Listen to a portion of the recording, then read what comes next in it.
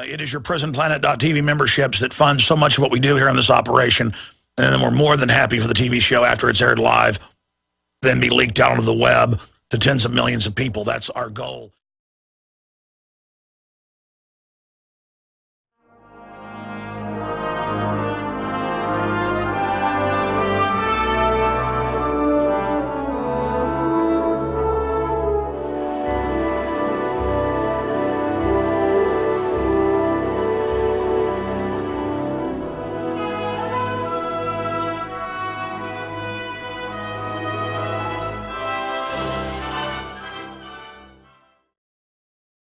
Ladies and gentlemen, I couldn't think of a more important time in world history. If you think the planet is in crisis now, if it continues along this line, we have not seen anything yet. You know the song, "You ain't seen nothing yet. No, no, no, baby, you ain't seen nothing yet." The future destiny of our species is being decided right now. And our destiny is always being decided to a certain extent, but we're entering a real point of change at every level. And the globalists are in there trying to grab as much power as they can and trying to bend the development of civilization towards their control system, towards their control freak ideology of eugenics and dehumanization. We, those of us that love liberty and decency and beauty and honor and justice and creativity and life, we must get in there and wrestle against these forces that are in love with death. Wow, where to begin and where to start? It is the beginning of the 2012 5th annual Money Bomb. And despite the fact that we reached probably, I don't know, close to twice as many people as we were just reaching, say, 2 years ago or more, less capital comes in per listener. So thank God our listenership has exploded. That's allowed more capital to come in to continue to sustain ourselves and to continue to be able to develop new ways to get information out to people. The nightly news, the magazine, the films, all the things we've been working on here. Because we're the best there is. Doesn't mean we're that good either. So I don't think of myself as that great. But I'm doing the best job I can. In fact, I beat myself up for not doing a better job sometimes. And it's important not to be arrogant. Arrogance and know-it-allism is the true path to failure and enslavement. So I try to keep it real, as they say. But we are the best there is when it comes to fighting the New World Order, not compromising, exposing the private Federal Reserve, exposing who really runs things. This is it. This radio broadcast, the TV shows, all that we do are international, national treasures because of the guest we have on, the focal point for you, the listeners. I am the crazy traffic cop. I think many times I'm the weak link to all of this, but you know, the Lord works in mysterious ways. But here we are. And you can go to InfowarsMoneyBomb.com. It is so important that you donate because they got top economists in the news today saying we're going into a global depression. Well, yeah, the global depression has been going for a long time, but it's designed to be incremental with a big bang at the end. And we're going to be going over some of that today. And we've got the next 48 hours, I guess not today, the next 2 days, from now until Saturday at 11 a.m. May even go to noon, you know. People are coming in on Saturday. Why not just maybe do 3 days? Who knows what will happen? We probably will have some surprise guests. I went ahead this morning and started calling some of my celebrity friends. I kind of got around to it at the last minute, but looks like some of that's going to come through. Celebrities are interesting if they're into liberty. Quite frankly, they're not usually even the most popular type guest we have on. People like folks that are real and are passionate and know what they're talking about. People like Gerald Celente. People like Bob Chapman, rest his soul. People like Max Kaiser. People like myself. Believe it or not, we can get internet ratings and also station ratings and things. And I am the most popular person on the Alex Jones Show. I guess that's why it's called the Alex Jones Show. I don't know why. I personally like the guest when I'm not interrupting him. So the point is we're going to have just a smorgasbord. The full rundown of who's coming up today and tomorrow is all at InfowarsMoneyBomb.com. And you want to go to InfowarsMoneyBomb.com because right there at InfowarsMoneyBomb.com, we have 4 different video feeds depending on what type of computer system or browser you're using, video system, a player, I guess is the technical term, all up at InfowarsMoneyBomb.com. Help us spread that link to everyone you know. It is the 18th day of October, 2012. I am your host, Alex Jones, and we're going to be here for the next 48 hours. Yeah! You heard me right, and we are excited. We are energized in the animating contest for liberty against the forces of tyranny. It's like a ship without a storm, the night without a dawn. Evil is there to test and challenge the good. And I know this, I am ready for the challenge. Whatever the cost may be, we shall go on to the end, and we shall never surrender. Thank you for joining us, ladies and gentlemen. We have an incredible 48-hour transmission that will end Saturday at 11 a.m. Central. I'm doing around, 20 hours of the transmitting. And we've got amazing special guests, surprise guest, you name it. Kicks off with, well, yours truly, Alex Jones. Our syndicated radio transmission, what goes out for 4 hours a day. I do 3 hours normally live. For a while I did 4 hours, but I started doing the nightly news, so I went back to 3 hours about a year ago. But a lot of stations still carry the 4th hour, which is the first hour rebroadcast. That'll be live today. So that's 12 noon to 4 p.m. Eastern, 11 a.m. to 3 p.m. Central. Kicked off with Alex Jones, then Congressman Walter Jones with some breaking news about treason going on inside the government. U.S. Congressman Walter Jones of North Carolina will be joining us. And then we're going to have Greg Palast, BBC, ABC News reporter, breaking news here today. Of course, TV producer, actor, filmmaker in his own right, host of with Jesse Ventura and Tyrell Ventura of the new conspiracy theory that premieres early next month, the day after the election, November 7th. Sean Stone, son of Oliver Stone, will be joining us. We've got John Rappaport, investigative journalist, who popped in on Sunday. He will be back today.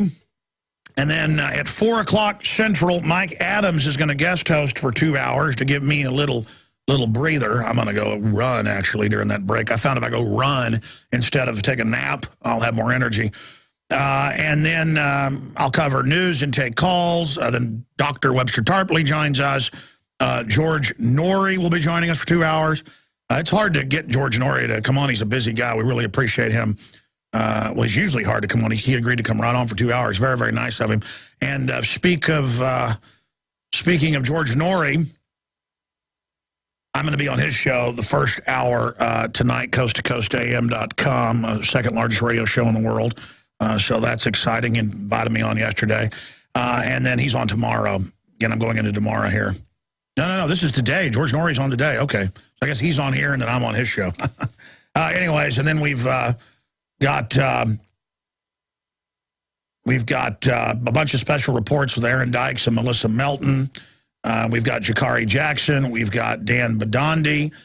We've got Syrian Girl and what's happening over there. We've got Rob Dew, David Icke, Gerald Salente, Max Kaiser, Joseph Farah, Amber Lyon, the CNN whistleblower, Larry Pinckney, a real Black Panther, exposing what's going on today. John B. Wells, another great coast-to-coast host.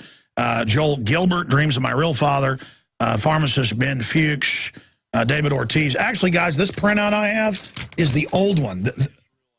Yeah, that's why this is not updated. This doesn't have all of the stuff. It doesn't matter. I can just go to InfowarsMoneyBomb.com and see the full rundown and information there. I was noticing in my folder I had it Lord Christopher Monckton, Joel Skousen, David Knight, so many others, a surprise guest, you name it, a bunch of special reports. We're going to go over some of the older reports, but also premiere some new ones, a full in-depth tour of the offices. And if you're a radio listener, you can go to Infowars.com. I'm about to get into the news here in a moment. Just kicking off the 48-hour broadcast right here. You can go to Infowars.com and then link over to InfowarsMoneyBomb.com. The entire top of Infowars.com is a giant link. 2 days to wake up the world Again, InfowarsMoneyBomb.com up there on the site right now. And why are we doing a 48-hour broadcast? Going back 5 years ago, I was in a 3,000 square foot office, and I had a couple of crew members in England, a crew member in Louisiana, a crew member in New Mexico, and I don't know, 5, 6 people here. We had about 10 people total, and we were already reaching around 3 million people a week. And I noticed we were breaking national news. We were having a big effect. People were picking up on eugenics and the different things we were introducing to them that had always been there, but the general public wasn't aware of. We were able to more and more set the zeitgeist. I could make films, and they would be seen tens of millions of times for free online. I mean, we were really having an effect. And I had supported Ron Paul, and he had just been on the show 5 years ago. It was about a year before the campaign had ended, so it was about 5 years ago. And Ron Paul came on the show, and he said, yeah, about half the contributions we've gotten have been from your show. He raised about $15 million. And listeners said, hey, you should have a money bomb and expand your operation. And I was like, you know what? I just want to stay where I'm at. But then I realized that enemies were attacking me, and you have to get big or get eaten. Big fish eat little fish. And that people wanted me to fail in the power structure, in the national media, trolls, so many others that wanted to bring me down. And I said, you know what? I've got a responsibility in history to fully go all the way and try to really change history at a greater level and really try to strike while the iron's hot. There's a quote by William Shakespeare in his play Julius Caesar, where he says, there is a tide in the affairs of men when taken at the flood leads on to fortune. Well, I want to fully ride that wave, but my fortune is not money. Money's important to be secure, to be strong, to be able to defend yourself, to be able to help others. It's important. The system always tries to tell liberty lovers not to amass any capital, not to sell a book, not to make a film, not to build anything, because they're scared of the entrepreneurial power. They're scared of people voting with their dollars through free association and building communities and foundations of liberty and true freedom. So they always demonize that. So I'd always stayed small, not wanting to be big, almost thinking it was bad to be big. And I realized that was a mind control system. And the fortune that I was after, that I wanted to take at the flood, was liberty in my time and in the future, and to defeat the eugenicist. In fact, I just finished Endgame 5, 6 years ago. That was part of it, and I'd read all these hundreds of quotes. I'd gotten the actual Margaret Sanger papers from the universities where she said, we're going to pose as liberals, we're going to take over, we're going to break up the family, we're going to scientific dictatorship. And I read all these other quotes by globalists, and I realized their plan, and I was like, wow, I've got 2 children at the time. Now I have 3. I said, I've got a responsibility to commit to life and to go all the way against these people and to just hit them as hard as I can and to work myself to death and to fearlessly never stop. To just absolutely throw myself 110% against the enemy, to commit to it.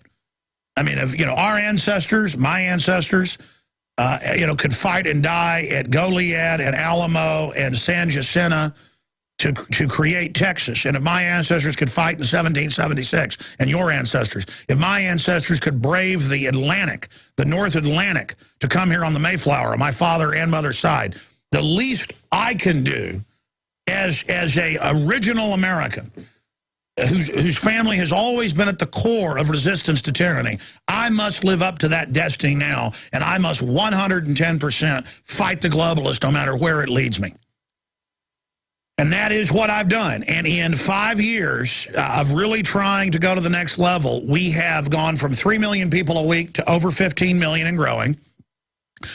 We are now recognized by major trade publications, from Talkers to Radio Inc. to Time Magazine, Newsweek, Nightline, New York Magazine, Rolling Stone, as the biggest alternative media organization in the world. I don't really call Drudge alternative media. It's something even entirely outside of mainstream or alternative. It's its own entity, and is probably 4 or 5 times has more reach than we do when it comes to being able to make people focus in on an important issue. But when it comes to radio, everyday TV, internet, everything we're doing, this is it. And I'm not bragging. This is a great responsibility. I am horrified by a lot of the things I do and say because I don't deliver it right. But I'm trying my best. My heart's right. And we have a responsibility to go to the next level. And if you feel as we feel, if you know as we know that we must be all in against this, then do several things. Spread the word about this radio show, whether you're listening on AM and FM, global shortwave, satellite XM 166, internet streams at Infowars.com, the video streams at prisonplanet.tv. Spread the word today about the 48-hour broadcast. It's the exercise of telling people about liberty, resisting the power of the little people. That's us working together for freedom. Is unstoppable. So go to InfowarsMoneyBomb.com, even if you can't give $1. And because we do this once a year, go there. It was listeners that prodded me into action saying, hey, you've got to do more. And you're right, I do need to do more. But we need your help. Spread the word, donate. But even if you can't donate, email, Facebook, Twitter, everybody, retweet our links to the video feeds at InfowarsMoneyBomb.com right now. Create an even bigger viral explosion right now for this 48-hour broadcast. Okay, when we come back, I'm going to get right into the big economic news. We are kicking off a 48-hour continued live transmission with incredible guests, special guest host, from Mike Adams to David Icke. We've got George Norrie joining us, Gerald Celente, Max Kaiser. The list just goes on and on. Our own Jakari Jackson, Linda West, Darren McBreen, so many. Dan Badandi are going to be in here hosting hours of the broadcast as well. But we are in the thick of the main regular radio transmission, simulcasting free video for everyone at InfowarsMoneyBomb.com. or Infowars.com to find the feeds. And again, spread the word now and tell people to spread the word about the 48-hour special transmission where we're covering the future of the geopolitical developments in this country and worldwide, where we are covering here on air the continued economic meltdown by design, and by exposing the globalists, that gives us hope of backing them off because they won't continue this if they get enough heat on them. And what's happening, of course, in election 2012. Coming up, we have Congressman Walter Jones joining us first at the bottom of the next hour. Then ABC reporter, breaking news here, Greg Palast, Sean Stone, John Rappaport, Mike Adams, Webster Tarpley, George Norrie, James Wesley Rawls, Linda West, Shakari Jackson, Russell Dowden, Dan Badandi. And the list just goes on and on. That's not even half the list. InfowarsMoneyBomb.com to see the full list. Okay, wow. Let me just start getting into the news right now, and I'm going to go ahead and give the number out, too, for callers. And let's do first-time callers again, because we have millions of listeners tuning in any 1 hour, and so many people don't ever get a chance to get involved on air. So we'll do first-time calls again on any issue you want to raise. I'm going to cover some news. Hopefully you want to comment on some of that, but we don't screen your calls unless we have a special guest on and it's for that person, and then no one follows the rules and brings up whatever they want. You know, I could have Ron Paul on and somebody calling about gardening or something, but that's kind of the fun of it, that it is so unscripted. There are no teleprompters. There are no talking points. I mean, you're here with a maniac Texan who loves freedom and absolutely hates tyranny, going wild on the radio and just hammering the globalist up one side and down the other. And that really is the spectacle in the main. Toll-free number to join us, 800-259-9231. 800-259-9231. And we will be live here again for the next 48 hours. Well, I guess we're 27 minutes into it here. But, if you want to see us get the satellite uplinks and get these file sharing networks with the other media systems worldwide, there's a bunch of them we can subscribe to. And then that's actually how people get vignettes we're going to do. We're going to basically put the nightly news out soon free to air. Not just on Dish Network and other systems we're looking at, similar to what Glenn Beck's done. This has been our plan forever. He just basically beat us to it, which is great. Well, I guess he didn't beat us to it, having our own TV system and TV shows and networks online that cover the New World Order. But, you know, getting it out on cable and things on our... Well, actually, for about a year now, we've been on, and British TV's been picking us up. And 2 hours a week on the national cable system. And we've also been getting picked up on quite a few cable systems here in the U.S. But what happens is fans that run those systems, they go and download the high-def version after the show, and then they edit them up and do things with them because it's already free to air. We've got to officially put out those contracts because a lot of stations want contracts. They're like, okay, sign this contract, we can use your stuff. And I'm so embryonic that I don't even have the lawyers or the time or the money or the energy to go over it and make sure it's all done right. But we're getting close to that. That's the next phase. But the problem is we're doing the nightly news every night and the radio show and the films and the promotions and paying the bills and dealing with all the little gremlins and things that any operation deals with. I'm not complaining. It's the great animating contest of liberty. It's just that we've got to like somehow get it all ready, get the new studio finished, get the sets finished, get it all in. We're very close, and then get it out. It's like we've got over 70 publishers, people that put out, you know, one group puts out millions of magazines a month in Europe. One is ready to put out Infowars magazine in Europe with their own content inside of it. We've got big publishers in California, in Canada, in Germany, in Australia. I mean, and then I've got to like, okay, well, we're just beta testing it ourselves now. We'll have that for you soon. The point is, we're getting ready to blast off, folks. You name it, we're coming out with it. You name it, okay? But we're just at the launch pad. We're launching. Thank you so much for joining us today, ladies and gentlemen. We are 30 minutes into the 48-hour transmission, and if your local AM and FM is carrying the show, that's wonderful. Please spread the word about the show. If you're listening on XM on 166, please spread the word. Tell your friends and family and coworkers and your email list and your Facebook and your Twitter. That's how those of us that love liberty defeat the globalist, is we go out and we proselytize the message of liberty and the story of freedom up against the globalist and their story of lies. See, we have a narrative of truth, a narrative of personal empowerment and family and wholesomeness.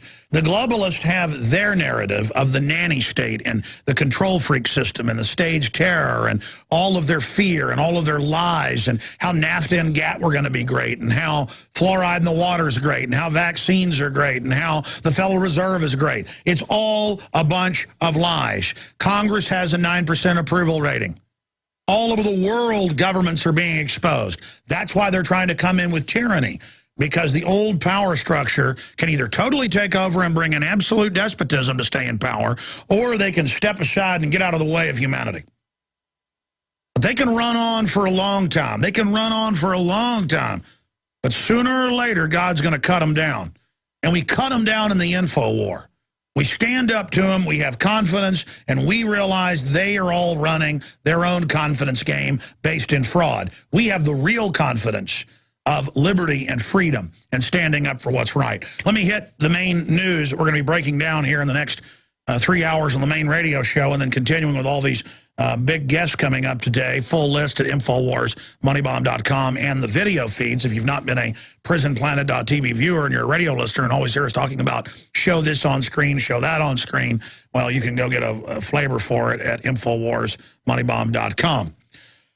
Okay, where to start here, ladies and gentlemen, with all of the incredible news? Look at this economic news. Let me just read to you these headlines. CNBC, Merkel urges tax cuts to boost German economy. But last year, she said raise taxes to pay banker bailout money to the mega banks and then blame it on Greece and Ireland and Spain and Portugal. The pigs, as they're called. But now they're saying, oh, you over-raised them, so you're getting nothing now, so maybe cut them just so the vampire bankers can get something. See, they love raising taxes to crush you. We've gotten this out of Bilderberg Group minute meetings from 2007. They want to crush us and make us poor to control us, but if they do it too fast, people will notice and get angry, and but they like prosperity at the same time. It's kind of schizophrenic because they get so much corporate welfare cut off the top, the cream off the top. Chancellor Merkel, but notice it's tax cuts for the elites as usual, said Tuesday Germany needs to stimulate domestic economic demand and urged opposition parties to stop blocking proposed tax cuts in the upper house of parliament.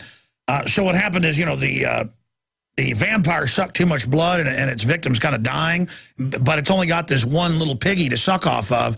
And so it's like, oh, my gosh, let's let them have a little bit of their own blood. Let's give them some soup. Oh, here, you're sick. Let me get you some soup and maybe a glass of wine. And, let's build your blood up again and make you more healthy because it's so delicious. So there's a bit of a fattening up here of what they're doing here. Continuing, grief in Spain in depression, Nobel winner Joseph Stiglitz. We need to get him back on. He's been on the show many times. He says, no, they've been in really a depression for quite some time. Well, yeah, so have we for 4 years, according to real economic numbers, not the new cooked ones they give you that, oh, unemployment's historically low. I was driving in my car and was listening to Fox News Radio on the local AM 590, our affiliate, one of our affiliates locally. And they actually were, had statements out of the Federal Reserve, which isn't really the government, the private Federal Reserve, about, well, because inflation's so low, that's why the Treasury Department, after 2 years of not giving you a COLA increase on your Social Security cost of living, it's going to give you this, tiny little percentage point.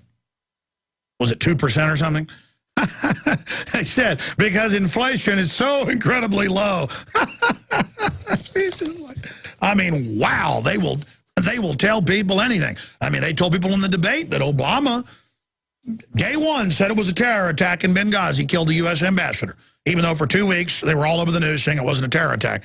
He just said in a speech, we'll stand up against terror, just in general, that line. Then going on and saying, we don't know what happened in Benghazi, as his surrogates ran around saying it was not a terror attack.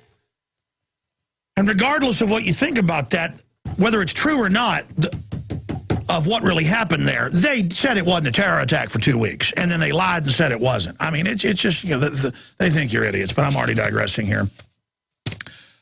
Greece faces anti-austerity shutdown as EU meets. The whole country is basically going on strike as the EU, they're selling, again, turning all power that's left in the nation states over to the private banks that run the unelected EU bureaucracy. The EU is unelected. Did you know that? And there's a parliament, but they have no power. They can vote on recommendations, but the permanent bureaucracy, that's why Herman Van Rompuy and Barroso never leave. They were there 10 years ago. They'll be there in 10 years. They just, or until they want to step down. It's like, hey, we run things. How's that sound? And they work for the big mega banks, the same ones bragging they've conquered Europe, and now they're conquering us. All right, continuing here with the economic news. Guardian seriously discussing end-to-print edition London Telegraph. And you've got all these big newspapers, even successful ones like the Guardian, saying they may end print. That is not a good idea. Both readership being down for mainstream media and internet is what's killing print media. We've gone back into print because when it's almost completely dead, they're going to start putting taxes on paper. They've already called for this, carbon taxes at the UN, and they want to have it where it's all digital, where they can erase everything. And it's important to have hard copies of things. You watch, this is going to become a bigger and bigger movement. Continuing here, that's why we've launched Infowars Magazine. You can buy them at bulk, at cost, at InfoWarsShop.com. And by the way, supporting us going into 2013 with the satellite uplinks, the crew in this depression, when you buy books, videos, subscribe to PrisonPlanet.tv, that's what funds our operation. So that's a donation right there as well. We just have the Money Bomb if you're a new listener. We're not NPR. We're not nonprofit. We do that because they end up getting taxpayer money and things. The government takes from you and then gives to them. We're here saying, hey, if you want us to really expand, like we've done the last 4 years, going into the 5th year, then here's your chance. Listeners started the Money Bomb 5 years ago, and I ignored it. They kind of got mad, if you remember, and said, why aren't you promoting this? And I said, okay, I will. And then, boom, you saw what happened. So, again, it's kind of become a... what's the term? An institution. It's almost like a holiday. It's like the Super Bowl or something. And I said, well, why have 24 hours? Why not 48? So that's what's happening. If you just joined us, learn more at InfoWarsMoneyBomb.com and be part of history and donate. But you can also, quote, donate to the broadcast and yourself by telling people about the show. Again, that's the biggest thing. Get the link to InfoWarsMoneyBomb.com and get it out to everyone you know. Let me hit some really important news on the politics front. Got some polls here. Then I'll hit some military news, some police state news, and then start going to your calls. The Weekly Standard reached out to the Secret Service. That was a good idea. Instead of George Soros's Media Matters and Think Progress coming out and just saying that I basically made it up and was racist when it was in a bunch of other publications. We went and checked the tweets when Thomas Sowell was talking about it, The Economist, who's syndicated columnist with Creators Syndicate, one of the biggest out there. We saw it in Chicago Now. We saw it in a bunch of other newspapers and publications. So we went and looked and said, yeah, there are thousands of people threatening to kill and burn and murder and kill Mitt Romney if he wins. And we got attacked, and basically some site called Death and Taxes, that's basically Democratic connected we've seen, they came out and just said I was purely lying and that I was scum of the earth and knew I was lying. So, but the Weekly Standard, they contacted the Secret Service. They have their response here. They are investigating the people death-threatening Mitt Romney, and somebody should investigate the threats to riot. So there you have it. Secret Service aware of threats against Romney. But, I mean, don't tell George Soros readers. Well, Media Matters is run by the White House. That's on record. They have weekly meetings with the White House. The former transition head for Obama is the head of it. And they just say, you know, that we're basically evil and racist. But, I mean, you know, I guess the Secret Service is too, because they say they're investigating. Secret Service aware of threats on Romney and says they are investigating. The Secret Service is aware of this and will conduct appropriate follow-up if necessary. Brian Leary, a spokesman for the United States Secret Service, says in an email. Here is the small sampling compiled by Twitchy. But Twitchy isn't even political, but I guess they're evil too for daring to show, you know, people saying if Romney's elected, I'm going to assassinate him sniper style. Wow, premeditated how you're going to kill him. That's 20 years in prison right there. Boom. You're convicted. But watch, they're not going to probably get a visit. Somebody needs to assassinate this mofo Romney. That's a little different, but still it's a call for violence. I'm going to murder Romney right now. And they give their names here. If Romney's elected as president, I will personally assassinate him. And then retweeting it. I mean, you know, this is real. And I'm just like, wow, I've had Secret Service here asking me how I feel about Obama. For no reason when I've wished him a long life behind bars for Fast and Furious. I had some of the new graphics people, they've been here like 3 months, back there going, you really had the FBI come here before? And I'm like, yeah, we think I make that up on air? And they were listening back there. You know, that's another reason I'm upset about this. I mean, I get visits and get asked about Obama. So how do you feel about Obama? What's that poster on the wall? It says Obama Deception. You know, a film. It's online. Or in that case, it was coming out in 3 days, you know. And calling employees. They had like, what was it, like San Francisco FBI calling random numbers here going, hi, this is Agent such and such from the FBI. And they check the caller ID, it's FBI. I call back the FBI. Why are you calling? Oh, we're not allowed to say. Just want to know, you know. And then meanwhile, people are saying, I'm going to kill Romney with a sniper rifle. And it's like, oh, big deal, Jones, you racist. Come on, I mean, you're a piece of trash, Jones. We all know you secretly wear Hitler underwear. I mean, come on, buddy. So, there you go. I mean, I just don't know what to say anymore. I mean, people are like, well, how dare you defend Romney? Well, I'm not defending Romney. I don't like, you know, over the years getting, I don't know, 3 or 4 Secret Service visits, phone calls on top of it, snooping around. I guess they think they're going to call up and I'm going to just flip out and go, oh, yes, I do want to do something. I mean, come on, man.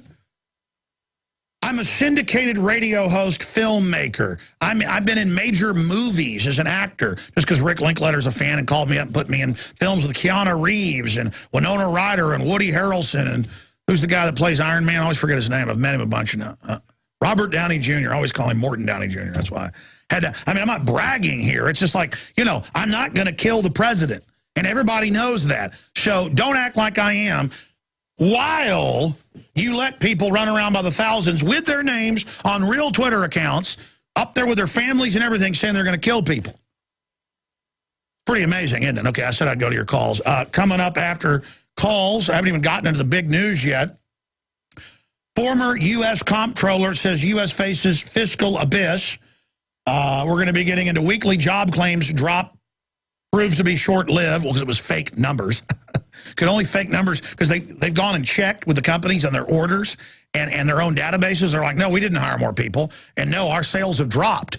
But the government said, I mean, they don't lie to us ever. I mean, why not just say unemployment's at 0? U.S. to get downgraded amid fiscal theater, PIMCO says. So another downgrade on our way to Weimar Republic, on our way to Zimbabwe, on our way. I mean, that's where we're going.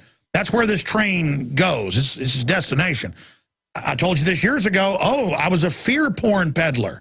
No, I wanted to expose the people so they couldn't execute this globalist takeover. Breaking news, terrorist attempts to blow up Federal Reserve in New York with 1,000-pound car bomb. After leaving suicide video pledging to destroy America. How many hundreds of times has the government gone out and found an extremist nutcase loser and then given them a bomb that they believe is going to blow things up? A lot of times these guys are profiled as low-grade morons, barely operable, barely can tie their shoelaces. And then they are led by jihadis who are their, quote, imams, who are really FBI agents. And again, it's come out that's the case with this. Atari Militia just said, well, I guess if the UN troops come in, was the exact quote, they try to take our guns, we'll have to fight. Boom, off to jail. Of course, they got out of jail because that wasn't a call for violence. They said if foreign troops come in, we're going to have to fight. I mean, that's said on the... G. Gordon Liddy said if the ATF comes, shoot between the eyes. I'm not saying that. The point is that he probably could have got arrested for that. They don't want to go after big targets. And plus, it was hyperbole. Everyone knows that. With this guy, I mean, they get these, the guys that bombed the World Trade Center in 1993. The FBI cooked the bomb, trained the driver, gave him the detonators, and the Ahmad Salam CIA asset from Egypt said, okay, let's bust him. And they said, no, let it go forward. And he figured out they were setting him up to be the mastermind. So he recorded them saying, let the bombing go forward, and went and gave a press conference. It was on CBS News and New York Times, remember, if you look it up. And so they ended up paying him $1.2 million to go back to Egypt and shut up, and it was swept under the rug. They were going to set him up. So you don't even know. Again, if you are recruited, they can recruit police, military, you name it. They've been sending special forces guys.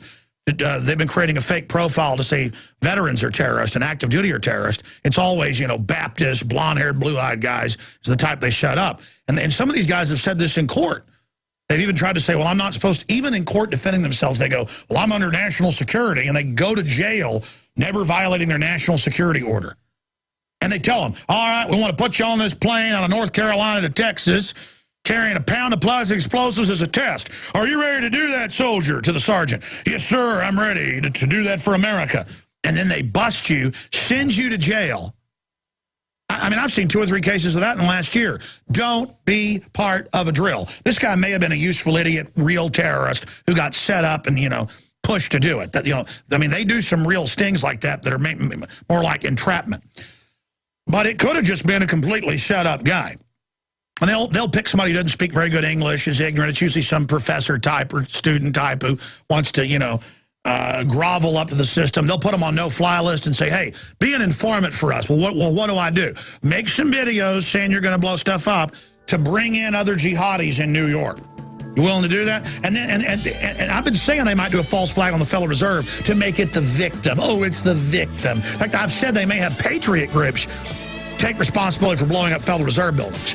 So everyone can go, oh, the poor Federal Reserve, those poor little angel cakes. It's the 48-hour worldwide transmission. Your calls are coming up, and then I'm getting into the Iran news and all of it. It's huge. I mentioned this yesterday, but I didn't really get into it. And I'll cover it more in the next hour briefly before Congressman Jones joins us. North Carolina, breaking some big news here. But the Green Party presidential candidate, in the past when presidential candidates from other parties show up at the debate, they just lead them out.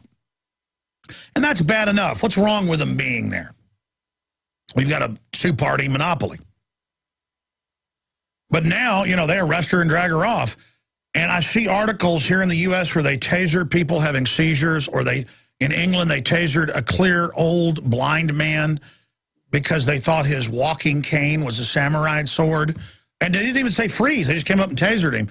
And the cop's not getting in trouble doing it. It's this crazy over-the-top thing where all these cops and bureaucrats are watching drama shows where there's terrorists everywhere, and they're going out and simulating it in the real world on people having seizures and old people with a white cane going down the street. You don't know what a blind person is. And people called the cops because they saw the cane and thought it was a weapon. I mean, it's the public. It is just absolutely into ninnying about anything and everything. My son's got a birthmark on the side of his head. It's clearly a birthmark. And I can always tell when somebody's a liberal because they're not really liberals. They'll come up at parks, restaurants. I've been fishing before, and they don't talk to you. They come and they lean down to your kid and they go, "Did somebody hurt you? What's wrong with your face?" And they'll go, "Well, it's my birthmark. It's just a little red spot." And they'll go, and then they'll act like a weird dog that's been, you know, like groveling or something. They'll look at you and go, just checking, didn't mean anything. Hi, how you doing? I mean, they're just weird creeps, and they're everywhere. They're everywhere. I've told the story of my dog Helmet, a dumped Labrador Retriever. And he loved to dig out under the fence and climb over things. And he dug out, got hit by a car. I happened to notice he'd gone, ran out in the neighborhood looking for him, actually saw a car stop that had hit him, knocked him up on the curb. And they wanted to cut his leg off at the vet, but they said his nerve endings may come back partially. Well, it came back, but he had to swing his leg a little bit. And I'm telling you, folks, you take him to a park anywhere, people would come over, ignore you, and say, "What's in your paw?" Or right in front of you, "Did he do something to you?" And it actually became like an anthropology thing, because I would say, hey, how you doing? I'm right here. The dog doesn't talk. And they're like, "Oh, why don't you take him to the vet for his hurt paw?" And I'd be like, why do you think that if it's my dog and he's having to swing his leg, that there isn't some other issue? Well, what's wrong with him? Well, he got hit by a car. Oh, okay. And they'd start walking away, and I'd be like, no. Let's not walk away. Why'd you walk over and talk to my dog? It was some mentally ill nanny state thing where you were acting like I was bad and you were good, and it was a way to attack me and act weird. So let's talk about, you're a Democrat, aren't you?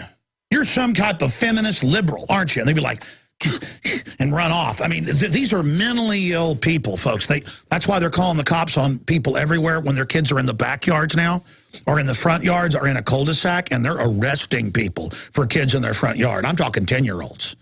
They're arresting people for cleaning their guns in rural areas on their back porch. They are arresting people that have gun cases in their homes that are legal because the carpet cleaner comes to your house and calls the police on you.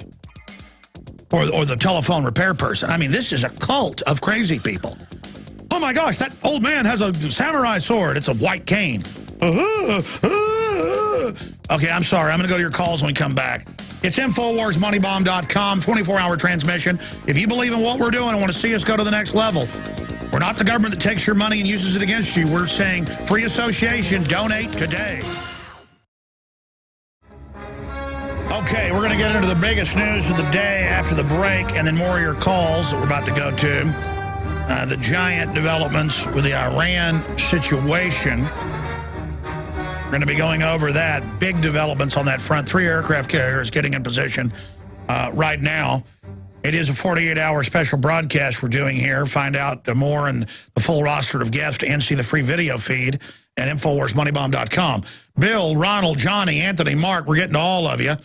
Let's go ahead and talk to Bill in North Carolina, a PrisonPlanet.tv viewer. Go ahead. Alex, how are you? Good, sir. Thanks for calling in. Thank you, Alex. I wanted to just comment. You mentioned earlier how you may be the weak link in this truth movement, but really you're the man for the job because we've got a nation of zombies, and you're the one to wake us up with your loud voice. So don't ever discount what you do. It's very important, and you do it. No, I was being self-deprecating because it's important to stay humble. But, I mean, you know, my point is I'm trying the best I can. I know sometimes it's excellent what I do. Other times it looks like a bull in a china shop. But, you know, I try my best is my point, and that's what I was saying. Alex, you know, being a parent who sends a kid to public schools, you receive correspondence from the county school system, and it's like being on the newsletter from hell. They have a. Are you familiar with the lockdown drills? Oh, yeah, those are prisoner training drills. They now do them at malls and businesses, and they're just training you to freeze and be a prisoner. You should do a blog on YouTube. You can, disguise your face or whatever, but do a blog about the school and what they're doing. Everybody needs to just talk about what they don't like that's going on yourselves, and that amount of chatter will annihilate them. They need our acquiescence. Tell us about the brainwashing. Well, I've called the school. I've spoken to the principal. She directed me to the head of security for the county. The guy, he hung up on me eventually because he just, didn't see how this could really affect. I mean, my son is 5 years old, Alex. No, they come in with SWAT teams. They point guns at them. They scare them. They have mock shootings. They've not announced to teachers before it's drills, and teachers have had to go to mental institutions over it and had breakdowns. So have kids. I mean, it's incredible what they do. Well, the letter said that they turn the lights off and cram the kids into corners. I didn't know that they actually have guys come in with machine guns and point them at the kids. Yeah, sir, it depends the variant, but it's federal grants, and so there's 3 or 4 different scenarios they do that vary. But they have drills where they come and blow up vehicles in the parking lot. They light them on fire. And they have flashbangs, and they lead the kids out and have other kids with fake blood all over them and say, "We are Christian militia leaders here to kill you." And they line them up and say, "We're now going to murder you." And they do this to 5, 6, 7, 8-year-olds. They do it with the really young ones so they can't explain it to their parents. That's in the Associated Press. I know it sounds insane. They've done it in Texas, Michigan, California, Oregon, are just a few. I actually cover it in, I think, Police State 3, Total Enslavement. Yes, sir. They also have people come in with knives, and it's to traumatize the kids. And then they say, "It's okay, the good officers are here." And the lights come on, and the good officers come and lead away the bad guys. It amazes me. I said I was on a newsletter. That's because the latest installment is the Drug-Free America. This is a notice. If I could just read this really quickly. Yeah, they teach them how to use drugs. Go ahead. Well, so my kid doesn't even know what drugs are. And here he is going to school to learn all about them.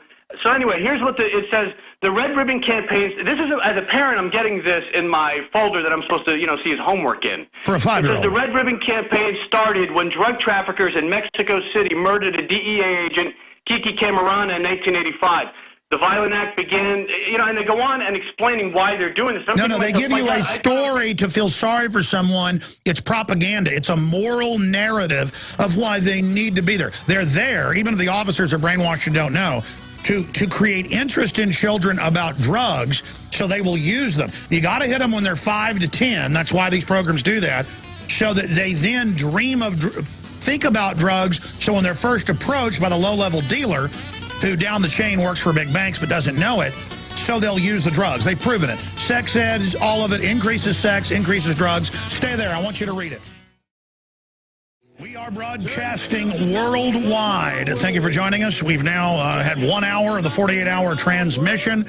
See the free video feeds and more of the special 48-hour broadcast that will continue on until Saturday morning at 11 a.m. Central at Infowars.com, PrisonPlanet.com, or InfowarsMoneyBomb.com.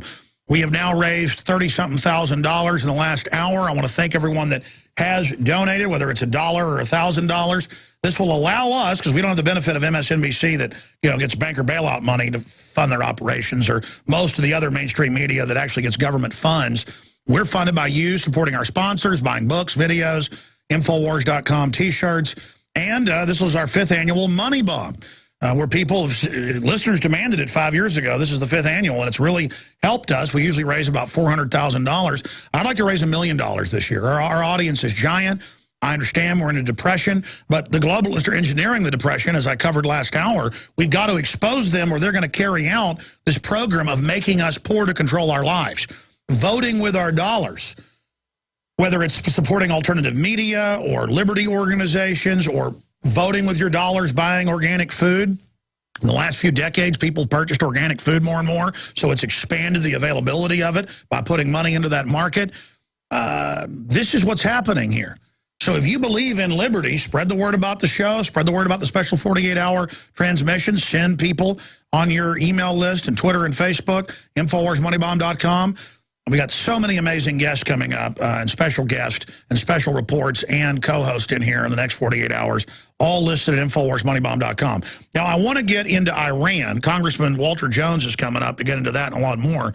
But I've got to get to your calls. I said I'm going to do it. In the last little segment, a father called in and said his son is in elementary school, Bill in North Carolina, and they have safety drills. Now, we've actually made them ratchet some of these back in the last decade because, folks, they were going into schools. I have video of it. I've aired it. It's in Police State 3, Total Enslavement, where the cops come in and say, we're the militia, we're going to kill you, to elementary students, and they cry and wet themselves, and they come in with guys with knives with the lights off and say, we're gun owners. You think I'm joking? That's in the federal script. AP picked it up a few years ago out of Michigan, the last time I saw it big in the news, where they blew up, set a car on fire in the parking lot, had the entire elementary school out, and then had guys in camos say, we're going to kill you. We're the militia of homeschoolers against public education. That's a quote. Go look it up. In fact, John Baum was out there looking and found a bunch of articles. Look up school drills scare children. School drills anger parents. You'll see them everywhere. And sometimes they don't even tell the parents it's going to happen. I mean, schools give kids forced inoculations from Alabama to California now without parental authorization. It's totally illegal. They give kids abortions and morning after pills. The government is out of control and is exercising this out-of-control power on people. But up until 1940 or so, 35 states sterilized women who made less than B-minuses in public schools, high schools. I made the film Endgame, Blueprint for Global Enslavement. People woke up to eugenics, got mad, and reversed those laws and stopped it. Okay? We can do that again here. We've just got to learn to hate these people and know who they are and understand it. Okay? And that is hate the globalists that are trying to engineer this. Doesn't mean all the minions and people are...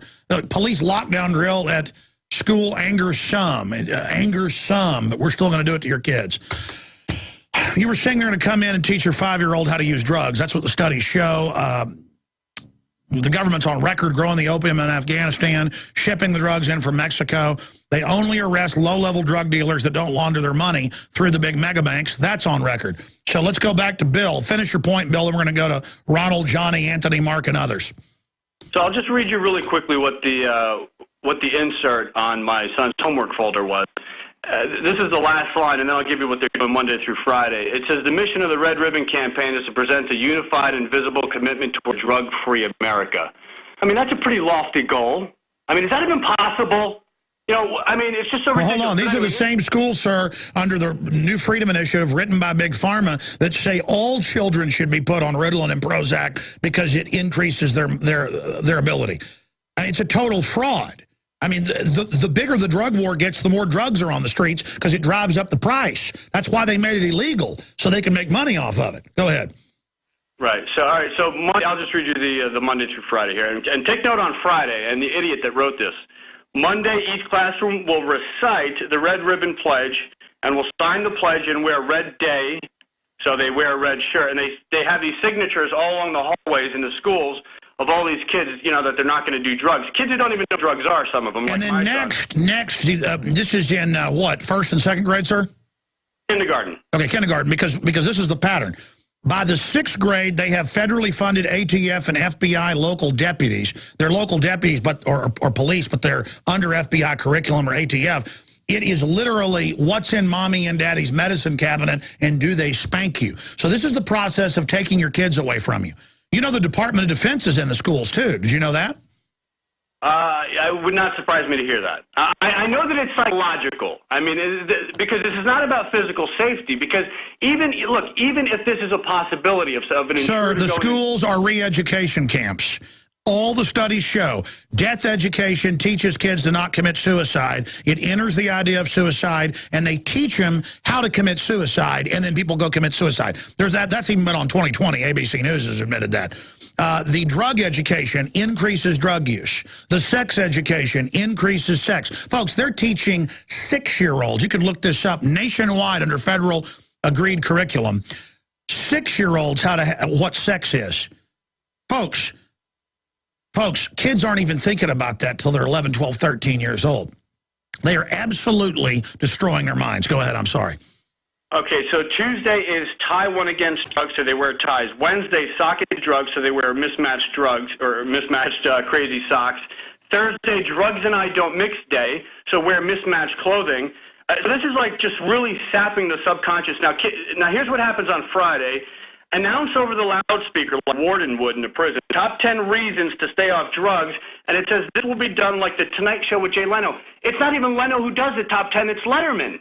These people are stupid. Yeah, but you should stop right there. This is a re-education camp program. The schools are re-education camps. The globalists say that in their own textbooks. They say the family's a disease. We're going to end it through the schools. The average teacher, people even implementing this, are compartmentalized. They don't know. The cops don't know. Yeah, there's BBC. Sex education for 6-year-olds. That's in England. It's the same thing here. Same thing in Australia. It's a global standardized system. Sir, if you want to fight it, go to the PTA and point out the New Freedom Initiative articles from WorldNet Daily and others where they admit the plan is to put half the kids on prescription-grade amphetamines and hallucinogens. That's what Prozac-type drugs are. And so you want kids to take hardcore stuff worse than most illegal drugs, but you're saying don't get on drugs. Listen, when they put them on Ritalin and Prozac in major studies, they are 3 to 7 times, depending on which drug. Just type this in when I say it. The guys do it. They're amazed because I've seen this 100 times. That's why everything I talk about you can pull up. You are 3 to 7 times, some studies show higher, likely to go seek out illegal drugs. Okay, they are turning your kids into drug addicts. They ship the drugs in, sir. God bless you.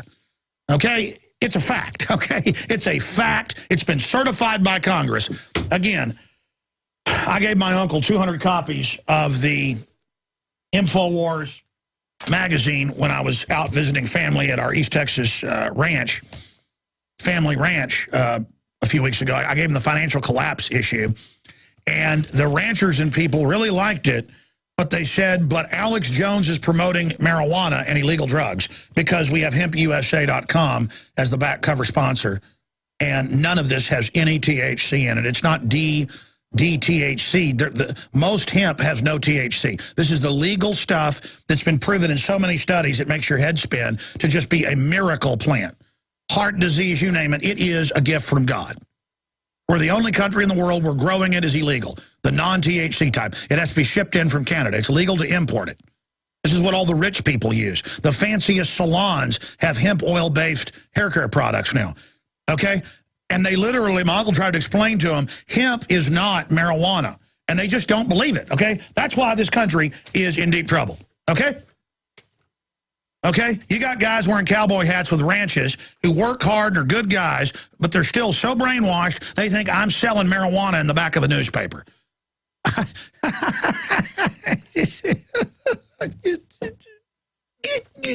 mean, it's beyond Sheriff Roscoe Pico train. I'm sorry, I'm ranting. Let's go to Ronald. I'm going to shut up here. Ronald, you're on the air. Go ahead. Yes, can you hear me? Yes, sir, I can. Yeah, I'm a disabled veteran, and I happen to do have a question. How come the Alex Jones Show doesn't go more into the needs of the veterans? There is more and more veterans out there that are disabled and barely getting by. They're going ahead and fighting for their pension, and the VA is refusing. Well, sir, when they devalue the dollar completely, your pension will be worth nothing anyways if we don't stop that. So it's kind of like if we don't stop the House from... you may have missed the show. I don't know how long you've been listening, and I should cover Veterans Affairs more because I covered the fact that they steal your death benefits when you die. I cover the fact that you're breathing DU. I cover the fact that they say you're the #1 terror threat and are teaching police you're the enemy because they know when they take your pensions, you're going to go completely wild, some of you. I know some of the veterans I talk to are pretty angry. So we talk about how the VA is horrible and steals most of the money. So I don't know what show you're listening to. I mean, how long have you been listening? Approximately 5 years. And you've never heard me talk about veterans issues for 5 years? Yeah, but the thing is, like with this, there's more and more veterans out there, especially disabled ones, coming back from... And I won't call them wars because the last war we had was... I'm gonna give you the floor when we come back about this. What am I supposed to do? By the way, you know what the top story is? He's gonna break some news here when he comes back. But we've got Walter Jones, congressman, coming on, who who is doing everything he can to bring the troops home and to make sure that they get the medical care and things they need. I had him on like a month ago pushing for this. I don't think that's fair overall. We'll be right back, though. I'll let you have your point. Since World War I, our veterans have been treated like absolute garbage. And there were some problems before that. Our government's been taken over by foreign banks. They hate the veterans. Of course they're cheating you in every way they can while having all this propaganda on TV about how much they love you. And people don't know how to differentiate the two things. But I'm not all powerful. I mean, in fact, I'm not very powerful. It's pretty scary that we're about the biggest and best thing there is out there fighting the globalist. That's why we've got a responsibility to grow. But, I mean, we just I was planning to talk about veterans being shafted with the congressman coming up. You know, I could pay a lot of lip service and say, thank you for your service. Oh, I love you so much. And not talk about DU. I've been told, don't talk about DU hurting the veterans. Just say you love them. And I love you, then I love you. I mean, it's all just empty. This is a corrupt empire now. And the whole world's melting down. And I don't know what to say. I mean, our troops are over there fighting next to Al-Qaeda against Russians in Syria right now. That's confirmed in the back of the paper. But it's not even a big news issue. It's sensational. So, Ronald, I mean, tell us, what can you say to help the veterans? What do we do? Well, the big thing is, like with myself, I have a form of lung cancer called asbestosis. Oh, boy. I contracted that in the service. And it's kind of military funny in that I was denied disability for the asbestosis, that which is going to kill me. But because I have permanent hearing loss and a spinal injury due to time in special forces, we'll give it for that. Yeah, well, they don't want to admit they poisoned you. Yeah, that's how Steve McQueen, that's what gave him cancer. He died at 50. Incredible actor. I love Steve McQueen. He died of asbestosis cancer that metastasized as well. I know, there's still some equipment that's got asbestos in it. But, folks, if you think asbestos is bad, try DU. I mean, can you imagine with all these veterans having deformed children? I've heard neocons laugh about Fallujah having 14-fold increase. That's the British Medical Journal of birth defects. Well, our troops have got a 4- to 5-fold increase. You know, it's not funny. I think it's sick. I mean, what they're doing to current troops is going to make what happened to you, bro, look tame. Actually, asbestosis, a lot of people don't comprehend this. Asbestosis is a very painful, slow way to die. I'm talking about, I'll get up 4 and 5 times a night not being able to breathe because my lungs fill up with fluid.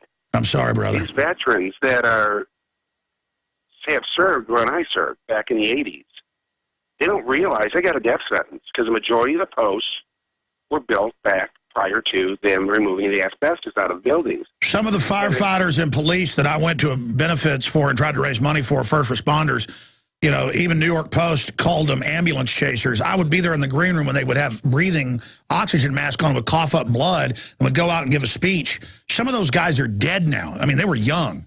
And they finally admit it was asbestos and deadly dust. I mean, again, they wouldn't even take care of the firemen, police, and military. I'm telling you, that's why I'm so angry about the globalist. The government at the top is run by scum. And I'm sorry, sir, that they're not giving you, you know, treatment and things for that. I don't know what I'm supposed to do. I mean, they're shooting little kids up everywhere with deadly vaccines. They're lying and saying it's the law to take shots. I appreciate your call. I don't know what that's why I get so angry. We're building a civilization based on lies. Let's talk to Johnny in New York. Johnny, thanks for holding. Go ahead. Thank you, Alex, for being able to take my call. God bless you, and best of luck on being able to do this money bomb. I hope that millions come to you. Well, we'd sure do a lot of millions, Dib. And if we raised $1 million, it'd be great. I'd be happy if we raised 500,000. I want to thank everybody that is donating. Go ahead. I am seeing such a huge outcry among young people. I'm 25, and I use Facebook often. And I have never seen in an election this tight where two people are so polarizing, especially with Obama. I have lost so many people talking about all the things that you've educated your listeners and viewers about, and I'm just wondering from you, how do you see the young people in the next couple of years? Young people are... Sure, sorry, go ahead. Trying to adapt to that there is such thing as a new world order, that, yes, we are in an economic crisis, because I speak to a lot of liberal people, and a lot of my friends are liberal, and one thing they don't like to do is debate. And if you talk to them about, let's say you have a conversation saying, oh, well, Obama has... I'll tell you what, this is so important. If you'll hold, after Walter Jones leaves, he's with us just one segment, 18-minute long segment, I'm going to come back to you first. I always hold callers over because I don't want to cut them short. Stay there. I want to hear how we wake up a liberal. You know, it sounds like I attack Democrats all day. A lot of them are well-meaning people. They just don't get that the nanny state is not here to help you. It's here to take your life over. And so I get very angry with them. But we'll talk about that. Stay there. That's right, ladies and gentlemen. And we've got Congressman Walter B. Jones joining us here in just a moment to cover a raft of different issues. He joins us from North Carolina. First thing I wanted to bring up to the congressman is ban on Iranian TV channels in Europe. They've just banned them and knocked them off TV. They've taken them off British TV. They've got 3 U.S. aircraft carriers, 2 already there, 1 more about to arrive. 1 week until U.S. has 3 aircraft carriers facing Iran. Potential for October surprise as tensions build. Romney has now gone above Obama in many polls.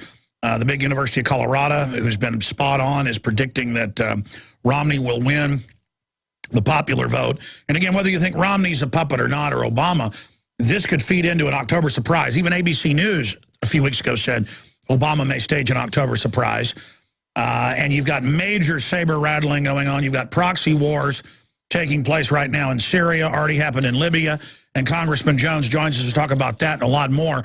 Congressman, I saw an article out today talking about you and Ron Paul not planning to vote for Mr. Romney, Governor Romney. We're going to be getting into that as well. Also talk about your fight to try to end these wars and bring our troops home. But what is your take and what is the sense of the Congress? Because we've never seen them shut off the Iranian TV state-run media in Europe and England. I see that as one of the final signs they're getting ready to strike. What information can you give us that's not classified, Congressman? Alex, before we came home for the October campaign, meaning before the November election, I had met with several different outside groups, meaning outside of Congress, who were concerned that there was definitely a wag the dog situation developing, and that there could be a October surprise, which you just made reference to, and that could be some type of action taken against Iran. Now, since I've been home, obviously Congress is not in Washington. I have not had any classified briefings or anything else, but I know I left Washington in early October concerned that this country might find itself being supportive of some type of military action against Iran. And, Alex, you know, I've said this many times on your show that I wish the American people would start putting pressure on Congress to bring our troops home from Afghanistan. I have the former commandant, I'm getting back to Iran in just one moment. The former commandant is a friend of mine, has been my advisor on Afghanistan for 3 years, and let me explain that to your listeners.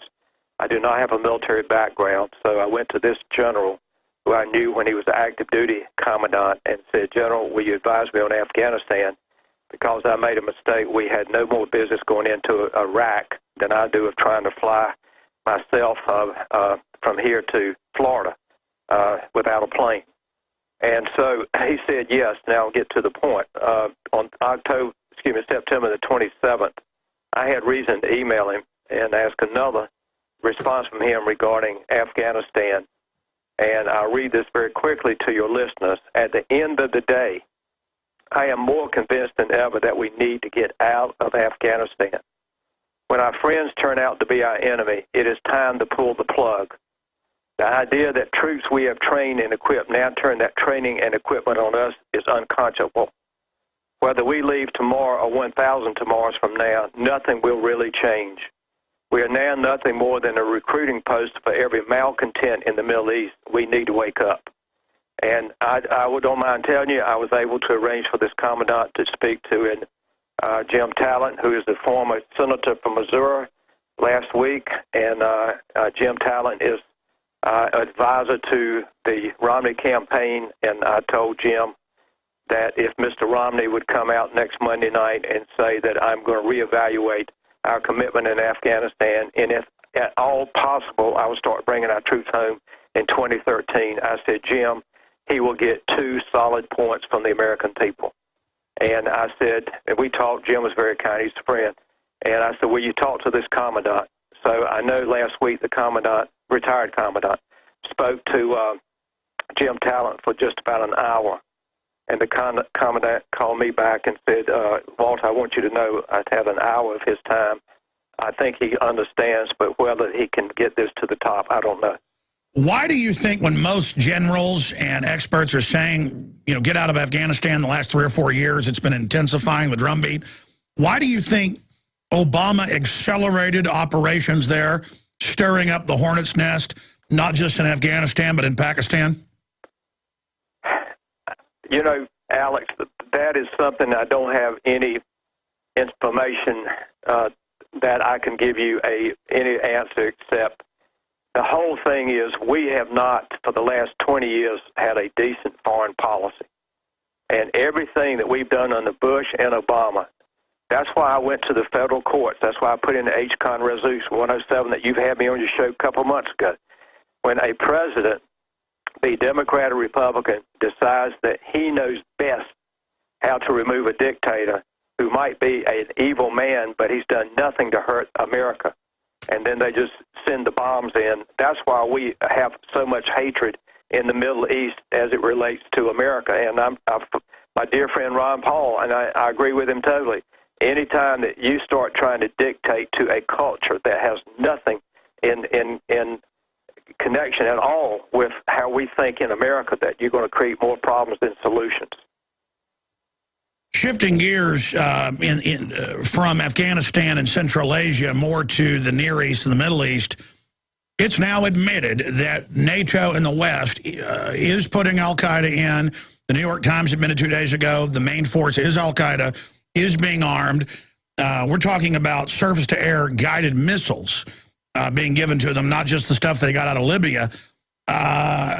This is the devil's game is what I would call it. What are you told I mean, you're at the highest levels there in Congress.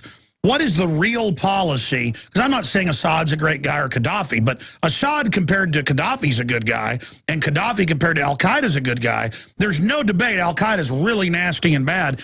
I feel like I'm in an alternate universe here, Congressman Jones, because why is NATO, the UN, our government helping al-Qaeda wreck Syria, where they're admittedly slaughtering Christians and others?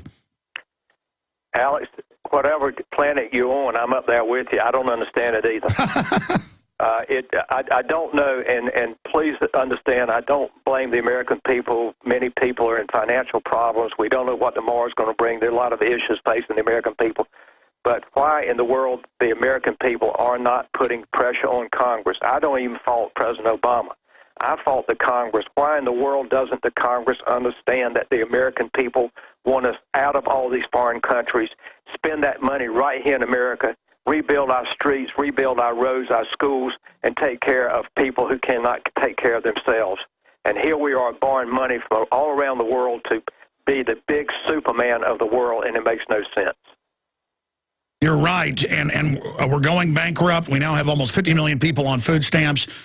Joseph Stiglitz, Nobel Prize winner, is in CNBC story today, and others saying that Europe is in a depression. We're going into one. Yep. What is the real sense? I mean, obviously, Congress knows we're being fed fake economic numbers. When you're there in the halls of power, what is the ruling class expecting to happen? Because we're steering towards disaster here. Well, Alex, I'm of the firm belief that the critical year for decisions to be made to save America are going to be 2013. And with the growing debt and deficit of our nation, if we're not willing to make the tough decisions, then we're going to collapse. It's what's going to happen. That's and right. All these special interest groups in and around Washington that feed money to the Republicans and the Democrats, and I'm part of the problem, but I want you to listen carefully. I'm also trying to be part of the solution by trying to be on bills that would create alternatives to the way we finance campaigns, because the way we finance campaigns, in my opinion, cheat the people. Well, how would you change it then, Congressman? Well, I think the only way you can do it is to create some type of voluntary system, either voluntary public financing, where the people are not mandated to put money into an account, but they can voluntarily put money into account. Have more disclosure. These third-party groups like Citizens United decision was one of the worst decisions in my adult lifetime, to allow third parties to come in here and spend millions and billions of dollars. Well, what about the communist Chinese? Because I saw it happen even before it was news. 2 years ago, ordering Red Dawn to not come out in 2011 and editing out communist Chinese attacking and making it North Korean. I mean, I'm reading where foreign governments, it now came out, we had whistleblowers on, Amber Lyon from CNN, that foreign, Saudi Arabia, Bahrain, you name it, they're actually secretly funding what's on the news on CNN. Did you know that? I had not heard that, but Alex, the sad thing is, and you've been here for a long time, what I mean is, as a talk show host and one of the best in the country, you and I both know that I'm not surprised by anything anymore. I wouldn't have said that to you 10 years ago, but the things I've seen in the last 2 or 3 years in Washington, the lack of civility among good-thinking people and being so anti each other because we got to stay the majority, we got to raise more money than the other group. It's time for the American people to take back the government. Wow. What is your take on the debates? I mean, even if we all know Romney is not really a true conservative or constitutionalist, the fact that they are skewing the debates, giving Obama more time every time, interrupting constantly, and Candy Crowley lying and saying that that Obama had called it a terror attack. What do you make about this whole election and concerns that there could be civil unrest either way, no matter who wins? Well, I think that is a growing possibility, and I do want one thing that I am supporting the entire Republican ticket. The reason what I didn't do, I did not endorse Mr. Romney because I don't know where he stands on foreign policy, but I am voting for the top of Romney all the way down to our county commissioners. So. Okay, so the media kind of misconstrued that. You are voting Republican ticket. Yeah, I'm voting Republican, but you're just not going to go cheerlead around for Romney because you don't know who he is. I don't know. I know more Monday night as to who's advising him, and of course, if he would follow the former commandant's suggestion, I would probably be out there beating the drums all over the country for him. But we'll just have to wait and see. I'm not very optimistic. Sure. I mean, why doesn't he come out against the Afghan operation? That would be a really good thing for him to do. Alex, I don't know. This is what I don't know if it's the neocons who were the big advisors to Bush to get us into an unnecessary war. I don't know. I don't know the inside people with Romney. I tried to find the foreign policy type because I kept telling them I've got a way to help him win the election by getting the troops. If he doesn't do anything else, Alex, but say I am willing to look at the possibility of bringing our troops home. When you have the people you're training, that's what the commandant said, the people you're training turn the guns on you, you're their teachers, and you shoot and kill them. We've had 3 Marines from Morsock, which is in my district, Camp Lejeune. They were killed 2 months ago by the people they were training. We had a young African-American kid from right here where my district office is in Greenville, North Carolina. He and 2 of his Army buddies were shot and killed by the people they were training. I went to the wake of this young man. Unbelievable. And it's certainly deteriorating fast. I mean, it may become a point where the troops are hanging off the helicopter skids like the fall of Saigon. That's what a lot of top brass are saying. If these politicians who just want to control the goodies coming out of the country, make no mistake, that's why they're keeping them there. Expanding on that, what did you make, sir, of Obama? This was the clearest thing we'd seen where he admitted he wants to ban semi-autos, and he went on to say that means handguns too. and he wants to just say people have mental illness extrajudicially, violating, the 68 Gun Control Act. I mean, that was very clear there.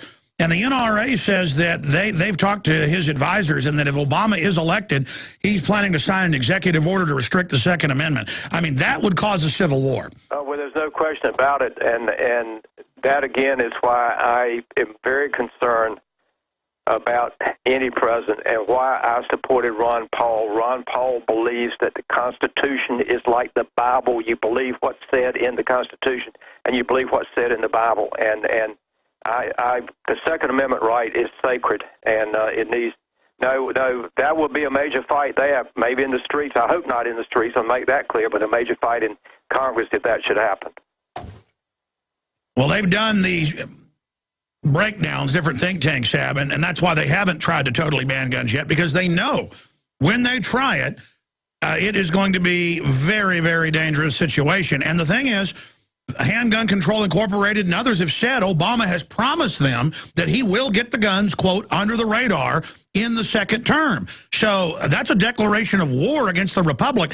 If it isn't bad enough, and I know you've got the bill in there to start the impeachment if it continues, God bless you, and the media, of course, didn't give it any attention, to say our military's under NATO. Now, Congressman Jones, when I read in the newspaper about dead U.S. troops, have you noticed most of the time it says NATO troops? Yeah, and when it does, I realize that it's probably 99% of the time is an American who was killed. Because, Alex, you and I both know that the other countries are slowly pulling the troops out. And it's our young men and women that are walking the village roads and getting shot and blown up. And where is the American outrage? There was a lady that wrote, there was an article written when the 2000 American was killed. Her son, Alex, very quickly was a Eagle Scout, graduate of Annapolis. He was a young Marine officer. He was killed several months ago. And in the subtitle of this article about this lady, Miss Freeman is her name, Lisa Freeman is her son who was killed. She says, where is the outrage from the American people? Why are they willing to see young men and women die? Why are they willing to borrow money to pay a crook to stay in power? Well, that's another question. Why are the main European, NATO, and British troops, why do they stay in the bases, and why is it almost always U.S. troops that go out and do the fighting? Since when did do these countries not fight? I mean, if they're going to be in a war. Well, Alex, I can't speak about other countries, but I'll say this, that if they're smart enough to see that they don't need to send their young men and women to die, why are we so stupid that we do it?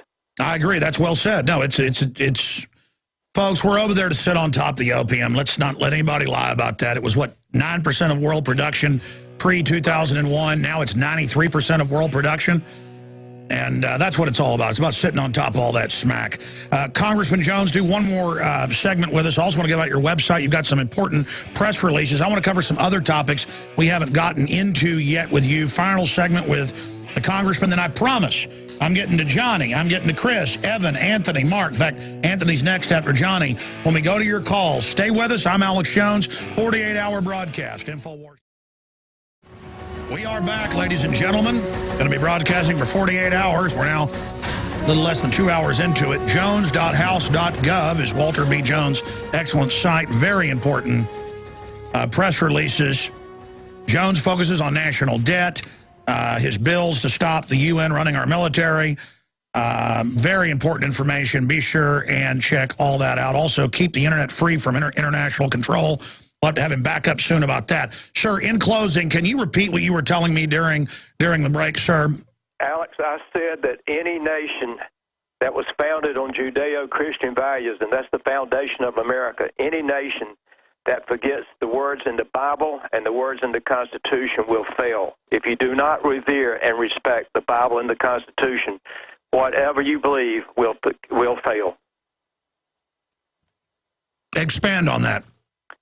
Well, I mean, I look at the fact in America that our military chaplains who are of the Christian faith have been instructed since 1990 that if they are outside the church on base, they should not close a prayer in the name of Jesus Christ. I've been working on that thing for 10 years, truthfully. I look at the fact that presidents will not even come to Congress. They would rather just have the authority to bomb another country because they don't like the dictator. So that goes from the Bible, a chaplain, to a president that does not revere or respect the Constitution. I said to the Romney people, if he would make this statement in one of the debates, that if I become the President of the United States, I, Mitt Romney, will promise you I will follow the Constitution. Because I swear to uphold the Constitution, I will follow the Constitution. Alex, that's just like Afghanistan. He would get Ron Paul's people like you and me, we would go wild to hear some president say that. They don't even say that anymore. On the point of collapse, is there any way to avert the economic collapse that we're going into? And what will the decadent mobs of people do if the collapse gets really serious?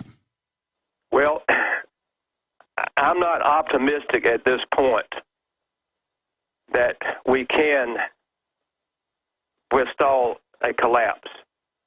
I hope that I'm wrong. I hope that you're wrong. But when you have a country that has to borrow money from the Chinese, the Japanese, to pay the debts of a nation, and when you're paying $1 billion a day just to pay the interest on the debt, it can't keep going on. And I think the corrupt in government know that. That's why they're digging in, buying 1.6 billion bullets now and putting troops on the streets in different parts of the country. I mean, the system knows, and they think they're going to just, I guess, take over during the collapse, Congressman. Your take on all the massive bullet purchases? Like any God-fearing person and a man who believes that we, the American people who are law-abiding citizens, has every right to our freedoms, I'm concerned about it. We've only got about a minute left, Congressman. Any other points you'd like to add? Well, I really would like to ask your listeners to please pick up the phones and call their members of Congress. Every one of them is home during this 3 weeks before the election, and tell them to, for God's sakes, bring the kids home before 2014. That's Obama's date, December 2014. How many more have to die, lose their legs, lose their arms? It's just not fair to them. Well, they've already had other pullout dates. They're probably just going to move it down the road again. Well, that's one of the concerns of a few Republicans and a few Democrats, is that 2014 can become 2015, and before you know it, you're talking about 2016. And it can happen that way, Alex. You're exactly right. It can happen if the American people do not let their voices be heard. Absolutely, folks. People are always asking me, Alex, do something. Folks, you got the power. Amen. You've got all the power. Congressman, we'll let you go, and please come back on soon to talk about your bill to allow citizens on U.S. beaches they're closing as part of their UN garbage. There's so much we didn't get into. It's all at jones.house.gov. Alex, let's talk after the election and see where we're going. Yes, sir. Thank you so much. We'll be right back, folks. Wow, we're already 2 hours into the 48-hour marathon transmission. See the full list and breakdown at InfowarsMoneyBomb.com. I haven't checked in a little while on the donations coming in. We'll be talking more about that. Quite frankly, we do these Money Bomb 24-hour, 48-hour transmissions once a year. This is our first 48-hour, and I don't even sit there and hype it enough. I don't think they've updated. It doesn't update in real time because it's been $34,000 for about an hour. We need to, it's important, I can tell the guys, you know, update that as fast as they can. Because we need to show people what's happening. The free video feed is all there as well. Let's go back to Johnny. And I promise I'll move quick through calls now. Anthony and Mark and others that have been holding for an eon. You were making the point earlier, we had to hold you over for those that just joined us. Well, just recap what you were saying and then get to your question.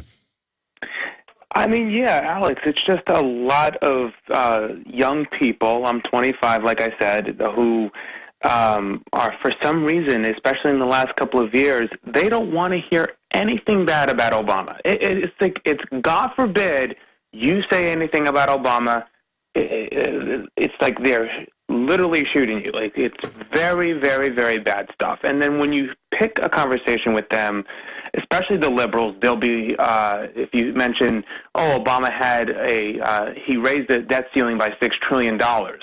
and then they'll say, well, this conversation's over. But we're having a conversation about how he raised the Well, debt. they think you're then totally loving Romney and all his corruption. See, that's what the left-right paradigm is. It doesn't mean there's not real debates between the two sides or there's not a real fight going on over the power structure, but it limits it. That's what the paradigm is that, well, you're a Republican, so a Democrat can't listen to you, or you're a Democrat, so a Republican can't listen to you. And both sides, you know, at the grassroots say some things that make sense sometimes. But then it's a false choice because they're bought and paid for by the same people. So then it's just rhetoric. But yeah, Democrats and Republicans to a great extent will not listen to the other side because they are so locked into like their gang. And Republicans are bad. But I'll tell you, Democrats, it is cult-like. And they get this little grin on their face. They laugh at you because they're like children. Their identity is that they are a Democrat. Their identity is they're winning. Their identity is it's their sports team. And it's like trying to tell two sports fans who are sitting there going, yeah, did you see that game? Yeah, did you see that call? Yo. You're like, hey, guys, there's more important things in the world. They look at you like you're crazy. So they think you're trying to dumb them down. They think you're trying to say they're wrong. You know, sometimes you just got to move on to people that care. Because it's never been a majority that changes things. There's an evil minority and an evil, group that wants control, and then there's good groups. And the problem is good's not normally organized. There's always more good guys that are actually, willing to take action, but we're all basically, taught from birth that we don't have any power. So we kind of stand down, and then we don't get organized. Or if we do get organized, they try to infiltrate us or they cause infighting. So, I mean, it's a complex issue, but you're out in California. And, they've got a narrative, especially out there. I mean, look at California. It's a beautiful state, a lot of resources. It's falling apart because of corruption and big government. And no matter how nice the state is, there's an exodus out of it now. So they'll just have to, they'll have to grow up and actually, find out how things really work. People got to understand, Alex, that there is, and this is how I look at government ever since I've woken up. There are 7 pillars of New World Order governance. You have the general population in the bottom. You've got the police state on top. You've got the justicial branch, the legislative branch, the executive branch. Then you have the shadow government, which is the CFR, the Trilateral Commission, and then the big kahuna, obviously, the Bilderberg Group. And this is how everything is concocted. This is how everybody regulate what people think about, how he gets influenced, and Obama's just so polarizing. No, I hear you. We're going to come back with more calls straight ahead. Again, I came from nowhere on Access TV 17 years ago. Within about 6 months, got a local radio show that was offered to me because the program director saw the show and said, hey, you want a Saturday show? It became popular. In about 6 months, I got a weeknight show. And then it got syndicated back in 1998 and was a limited syndication. We've been as many as 100 stations before, as few as 30 or 40. It goes up and down. Now we're over 130. The broadcast is really exploding because what we've talked about is becoming evident. But I'm not with some big giant network. I'm running the show here.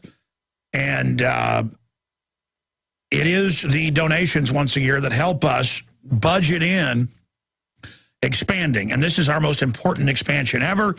And quite frankly, I don't like getting up here asking for money. I'd rather just promote products and things.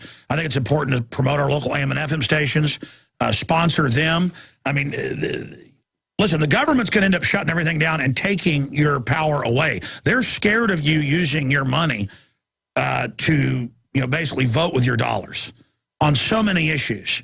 And they love taking your money and then using it against you. They take your tax money and use it on TV shows and movies to promote Obamacare. That came out a few weeks ago. Billions of dollars. They take your money and use it for anti-gun messages, anti-family messages. See, we're here saying, hey, spread the word about the show, buy the products, whatever the case is, to help fund us. Go there. Get an Infowars.com camouflage hat. Then we're going to your calls and more news. Go get a T-shirt. Go get some of the films and books that also help wake your friends and family up. But quite frankly, you got to sell a lot of DVDs and a lot of T-shirts to have a newspaper, to make films, to syndicated news production. We're building a news organization to put out even more quality, crafted information. This is a platform for all these amazing people fighting tyranny to come on. I mean, this is it. So go to InfowarsMoneyBomb.com or link through at PrisonPlanet.com or Infowars.com. The whole top of the sites are banners that go there, and donate on PayPal, credit card. You can also call and make a donation. I should point that out. 888-253-3139. And they'll be members of the crew here for the next 48 hours. Now the next, 46 or so, or 43. Man, time's really flying by. I don't know, take 2-3 hours off of 48. See if I can do the math. The next 45 hours or so, or more, 45 and a half or so.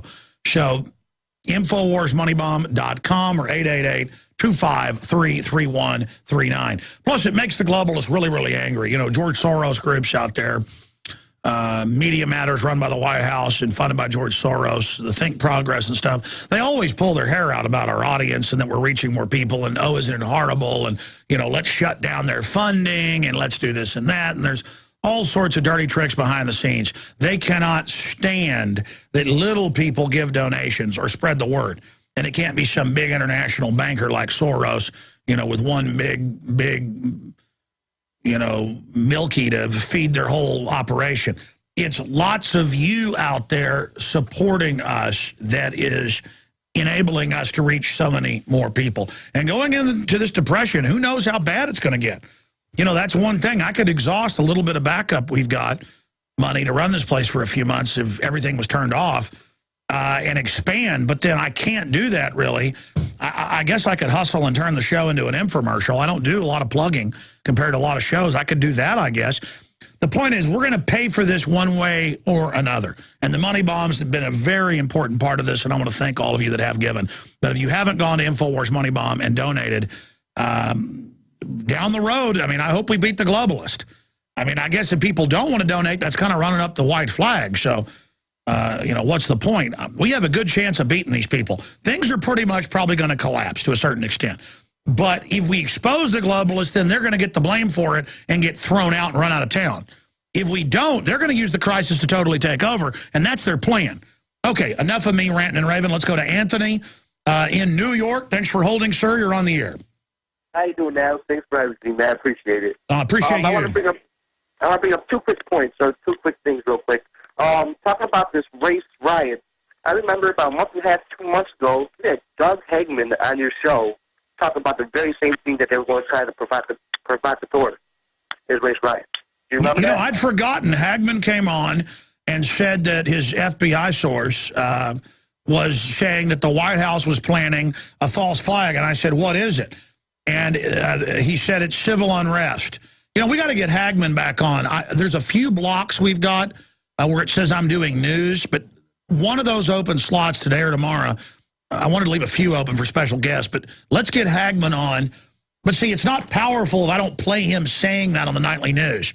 I remember him saying it 2 months ago, and then I don't ever have the crew to go get all these clips of where our guests are breaking this down. But yes, thanks for reminding me. Yeah, definitely remember that. Also, I want to bring up is I like to probably announce that I'm part of Infowars. I just went to my public access channel, and I'm starting my own alternative media show on my channel. I would also like to know how I will go about possibly getting you on as a guest via Skype for my show. Sir, I have to be honest with you. I even turn down BBC and ABC News and people now when they want to come here, just because if I do all those big interviews, they cut them up anyways to make me look bad, and they want hours and hours of my time. I still do big syndicated radio shows, not because I'm important. It's that I literally some days work 18 hours, and I've committed to spend at least 3 hours a day with my children. I still do things like Man Cow Show, Coast to Coast AM, with John B. Wells and George Norrie, people like that. I would love to do shows. That's part of the reason I've hired. We've now got like 8 or 9 reporters. Is that I'm putting them through the paces. They're all doing really great. Kind of giving them some of the do's and don'ts and pitfalls so they can come on your shows. But I do need to try to do that. It's just there isn't time in the day. One of my greatest frustrations is I spend so much of my time just trying to fund this operation and messing with all sorts of, you know, little dirty deeds that go on and little sneaky attacks and other things. But by the grace of God, we just keep going forward. But when does your show start, or tell us what cable system it is? This will be on Time Warner Cable, Rochester, New York, channel 15. And I'm starting the show in exactly probably like 6 weeks. Because I have to go through the, you know, learn how to use our equipment and everything. Sure, you have to go through the orientation, which is a great way to get trained quick on cameras and editing. God bless you. Good to hear that. Yeah, everybody should use Access TV while it's still around. They're trying to shut it down everywhere. I mean, there are big audiences. It's on basic cable. Even in small towns, they've got nice audiences. You know, globalists will fly thousands of miles to talk to 200 people at a Rotary Club to influence. They spend all their time. The Federal Reserve has thousands of agents out there, you know, brainwashing at public schools and colleges and events and Rotary Clubs and Masonic halls. Well, let me tell you something, folks. I started out on Access TV. You do an Access show and do a pretty good job, you can use that to go get a local talk station for no pay, but you can usually have a product or something you sell to do a Sunday or Saturday show. Just try. And then if you do good there, you're going to find yourself in a year filling in for the local host. And then you're going to find yourself hosting. Then I mean, I'm telling you, so much of this world is just taking action. And there are so many great patriots out there who are well-spoken, informed, who have passion. Get an Access show. Get a local radio show. I've told business owners, hey, you're well-spoken? Go into the local talk station and say, hey, I'll sponsor, you know, my tile company or my lumber company or my restaurant, but I'd like with my buddy, you know, to do a 1-hour radio show. Just give it a try. Yeah, okay, we got some open slots, you know, Sunday morning. You want to do it? Or sure. Go in there, talk about topics, take calls. Hey, you want 2 hours? This is how we get the word out. This is how we take over. All right, continuing with your phone calls here today. We have BBC and ABC News reporter Greg Palast joining us with some big breaking news, and I will continue with your calls right into the 4th hour, the 5th hour, the 6th hour. We got a bunch of special guests coming up. Really, this show is about getting out of the trance. It's about caring. It's about believing that we can turn things around. I know we can, but we have to stop being a bunch of jellyfish followers and really put our money where our mouth is, put our energy where our mouth is. It's fun to fight tyranny. What's not fun is to lay down to it. Let's go to Mark in Tennessee. I appreciate you holding, Mark. Welcome to the airwaves, sir. Yes, sir. Thank you, Mr. Jones, for taking my call. I just wanted to let you know this is my first time caller. Been listening to you guys for roughly about a year now, and I'm out of FEMA Region Number 2. And speaking on FEMA Region Number 2, I just wanted to maybe, you know, through your social network or the people that you're in contact with, have you heard anything about the extra beefed up, you know, security as far as, you know, our borders with our weigh stations with TSA? Last month, I'm an over-the-road truck driver, and last month, twice now I've been stopped on Interstate 40 coming out of Arkansas on Interstate 40, and then coming southbound out of Kentucky, getting stopped at the weigh stations there. I've noticed that TSA is, you know, more adamant or more in Tennessee that I've noticed, you know, because I drive out west to the Midwest. Yes, sir. Yes, sir. Actually, in our film, Police State 4, The Rise of FEMA, we spend in 2.5 hours, probably 30 minutes on Tennessee. Tennessee, they're worried about people in Tennessee because they know you're independent and you're wily and you're not idiots. It was mainly Tennesseans. It was some Alabamans and Carolinians as well. It was mainly Tennesseans. Is why it's called the volunteer state that came down and founded Texas. Most of the people that died at the Alamo were Tennesseans. So the globalists absolutely hate your guts. They see you as Americana as it gets, and they absolutely hate you. And if they can break Tennessee, they can break anybody. And I had a congressman on from there and a state rep. They have Army checkpoints, but TSA commands them, and they're now setting up these grope rooms where they're dragging families in. They're not just doing commercial vehicles. You haven't run through the ones that have been in Tennessee news yet, where they actually stop everybody. And TSA does a full throw your stuff out everywhere, violates the 4th Amendment, the 10th Amendment. They're also not sworn peace officers on top of it, and it's just the feds coming in there. They also do Tennessee and the 4 states around you, but they admit Tennessee is their test ground for that type of activity. And yeah, no, but hey, buddy, don't feel bad. They're also now having TSA north of Austin. They've had them in Round Rock, we've now confirmed. They have Army checkpoints, sometimes down in Kyle. And they have TSA on the streets in Dallas, Houston, and then they have MPs on the streets in San Antonio who are arresting citizens. So it's on. And it's just all getting us ready for the total collapse. But what's incredible is the TSA has these big scanners, too. And they'll be out there with the Army or National Guard, and they drive you under the scanners. And these are high-powered. These are many times. I've had radiologists on there, about 10 times the power of a chest X-ray, some of the units they've shown on the news.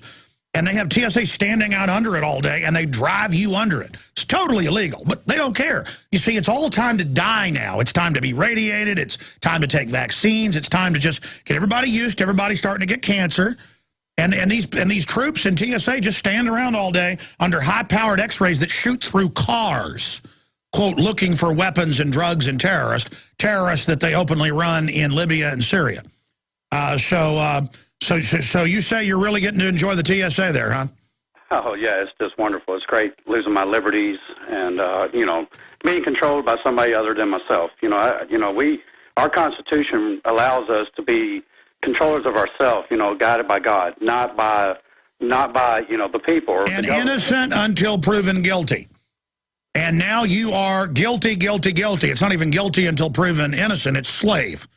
And you're going to be henpecked by a potbelly TSA, and that's the end of it. That's the new freedom. Because after all, Al-Qaeda might get us. What is it like whenever you run into them?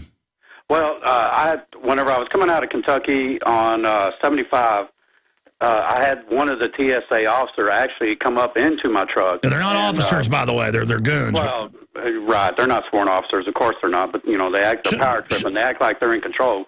Come up into my truck, ask me questions. Of course, I had your radio station on in my truck, and instantly I had to turn it off because they were asking me questions about that, which just gave them, more info. Hold on. They were asking you questions about my show.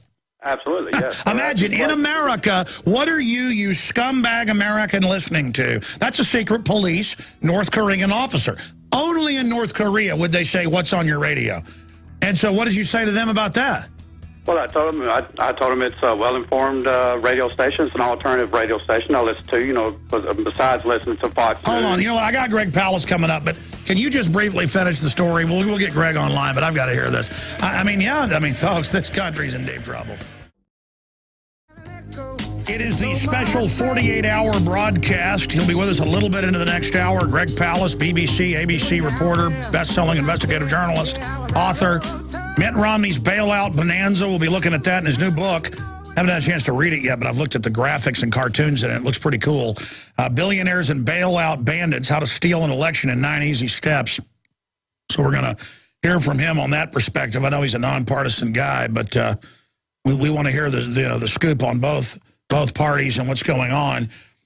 Before we go to him, I want to go back to Mark in Tennessee, who's a truck driver, who says he's constantly going through TSA checkpoints. And that's on the news, but they have the TSA going back 3 or 4 years. I have newscast of this. It's in my film, Police State 4, Rise of FEMA, that you can buy the DVD of at Infowars.com, or it's free online. Again, that's something we do here, is we make these films that are seen by tens of millions.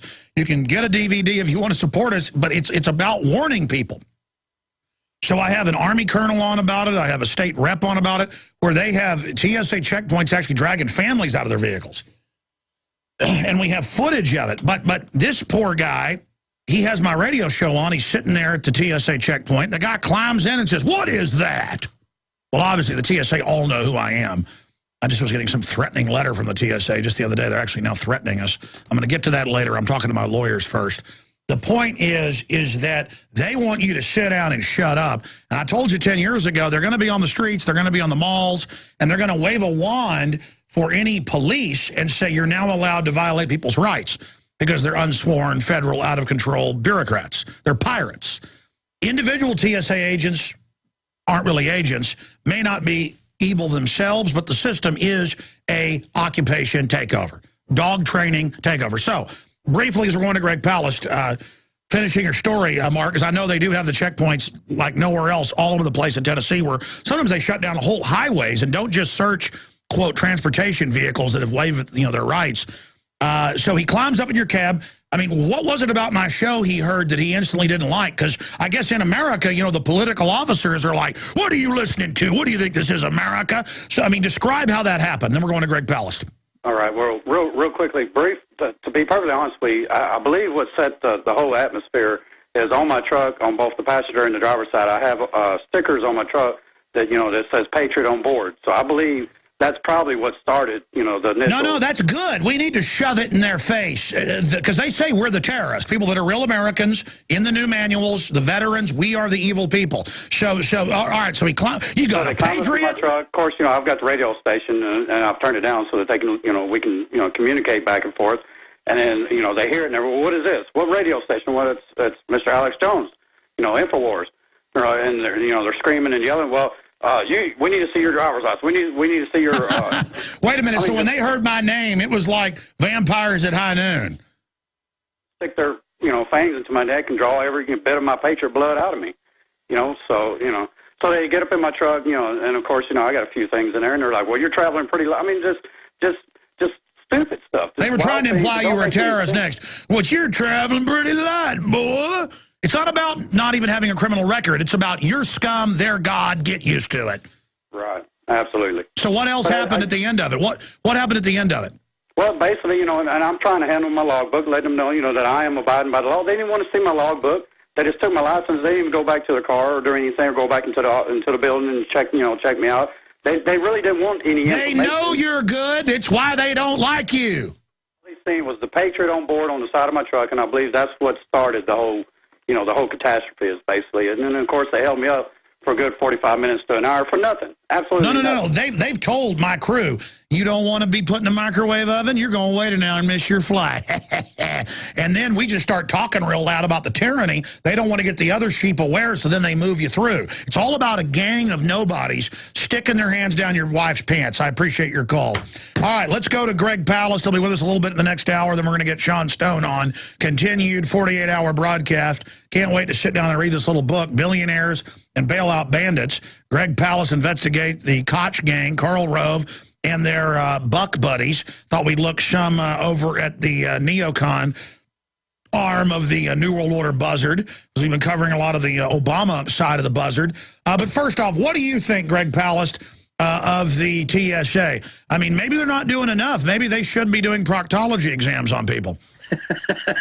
Well, I got to tell you, you know, I did some stories on total information awareness. Remember that? Remember they had that, you know, the pyramid, the Illuminati pyramid. Run by Poindexter, yeah. With the eyeball in the middle of the forehead. I mean, it was like, it was, you know what that was. It's all about making money, Alex. Follow the money.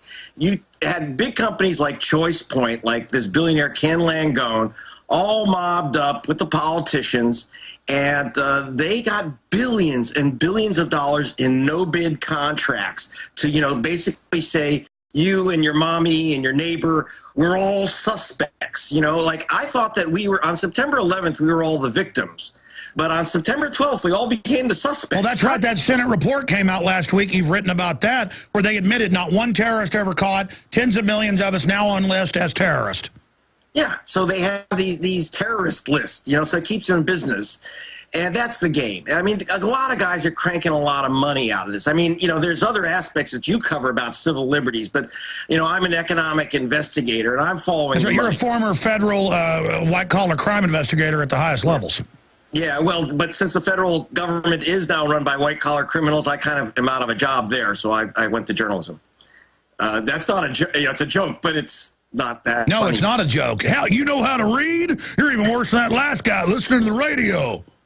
Yeah, I mean, that was amazing, that story. But, you know, that's the thing, you know. I'm very, very concerned that people are making too much money by taking away our liberties. Yeah, let's break that down, because that's actually, you get into that in your book, how they use these computer programs to disenfranchise voters, you name it. Get into billionaires and bailout bandits and our loving government. Yeah, well, this is a book put out by my foundation.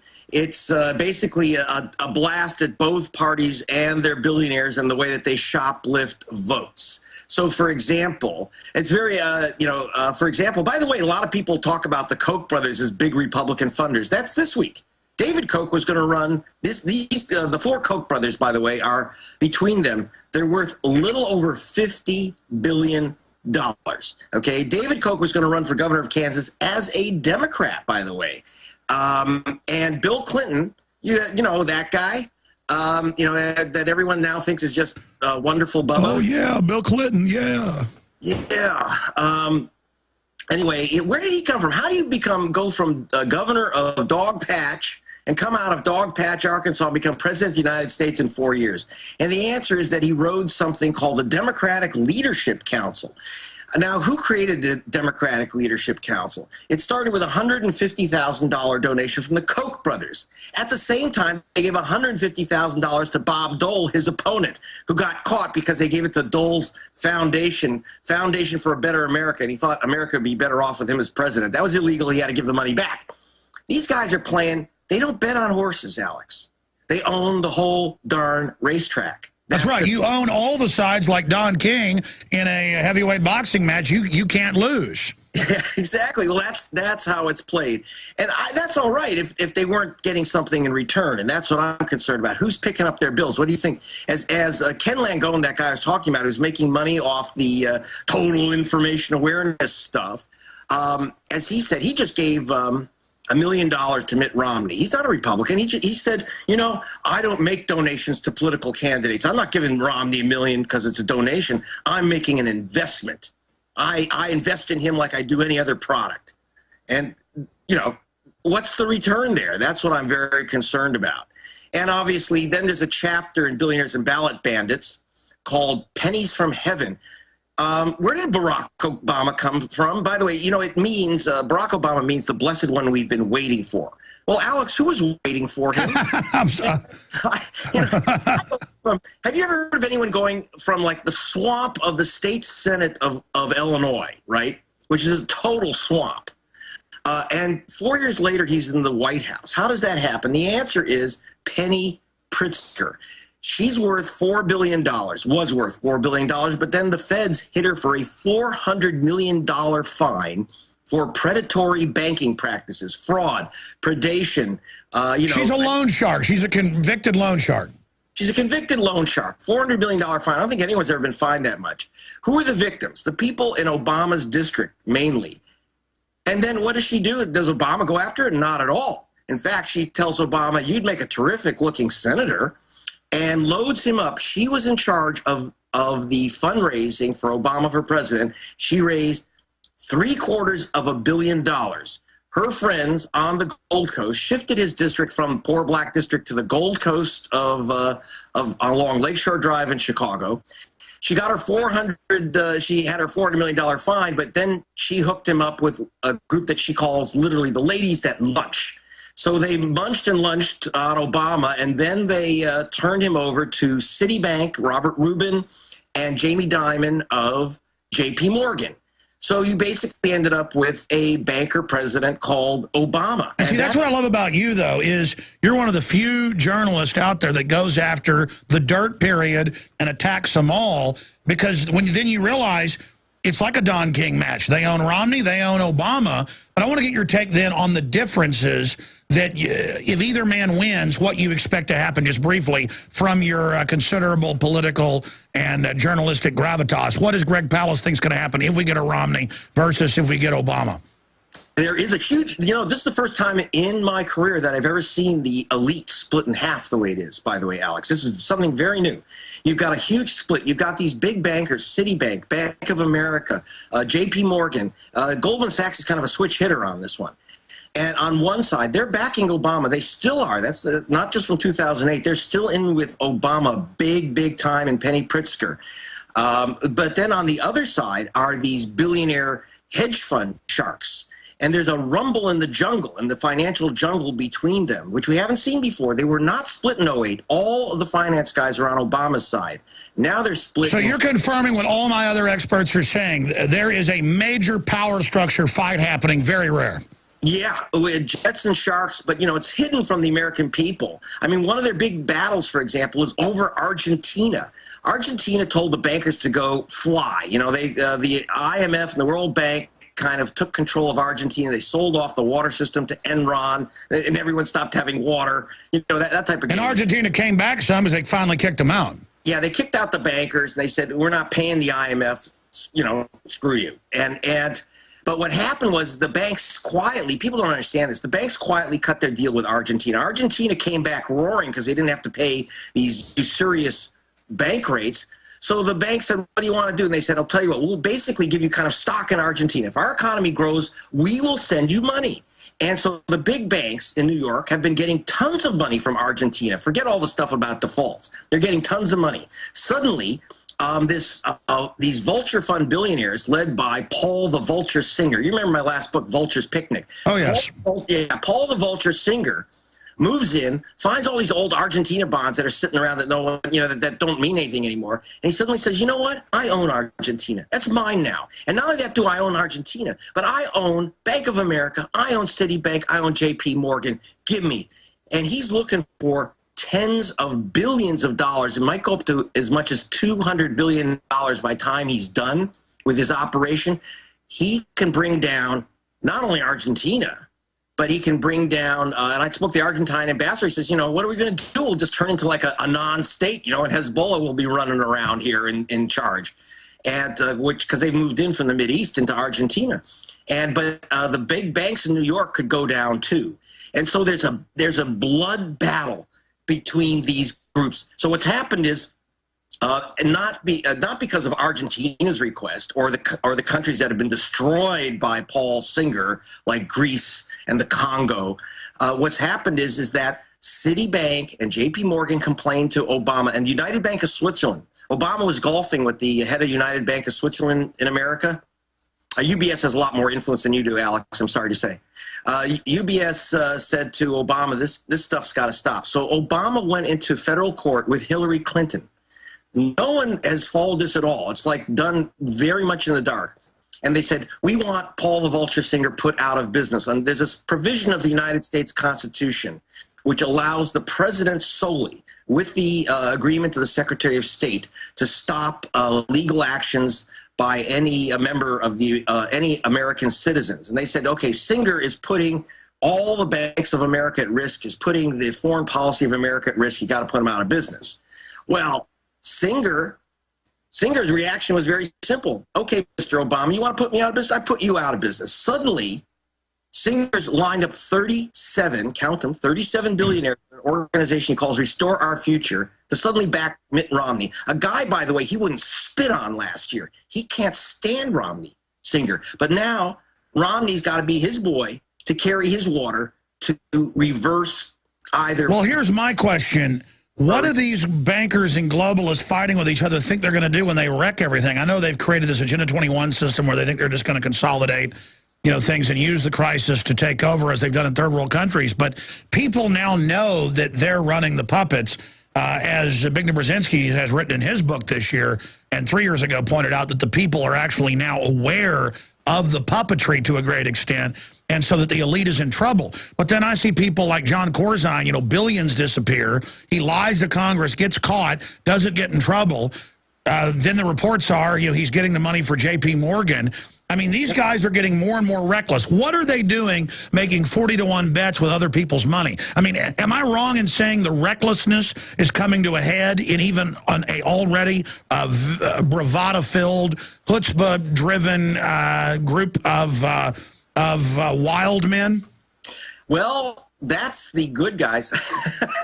Then you've got the really wild men. JP Morgan, for example, you know, and when I heard our president say that after JP Morgan got caught, by the way, breaking the law, the new law prevents JP Morgan from losing that $10 billion that they lost. Number one, it's our money, right?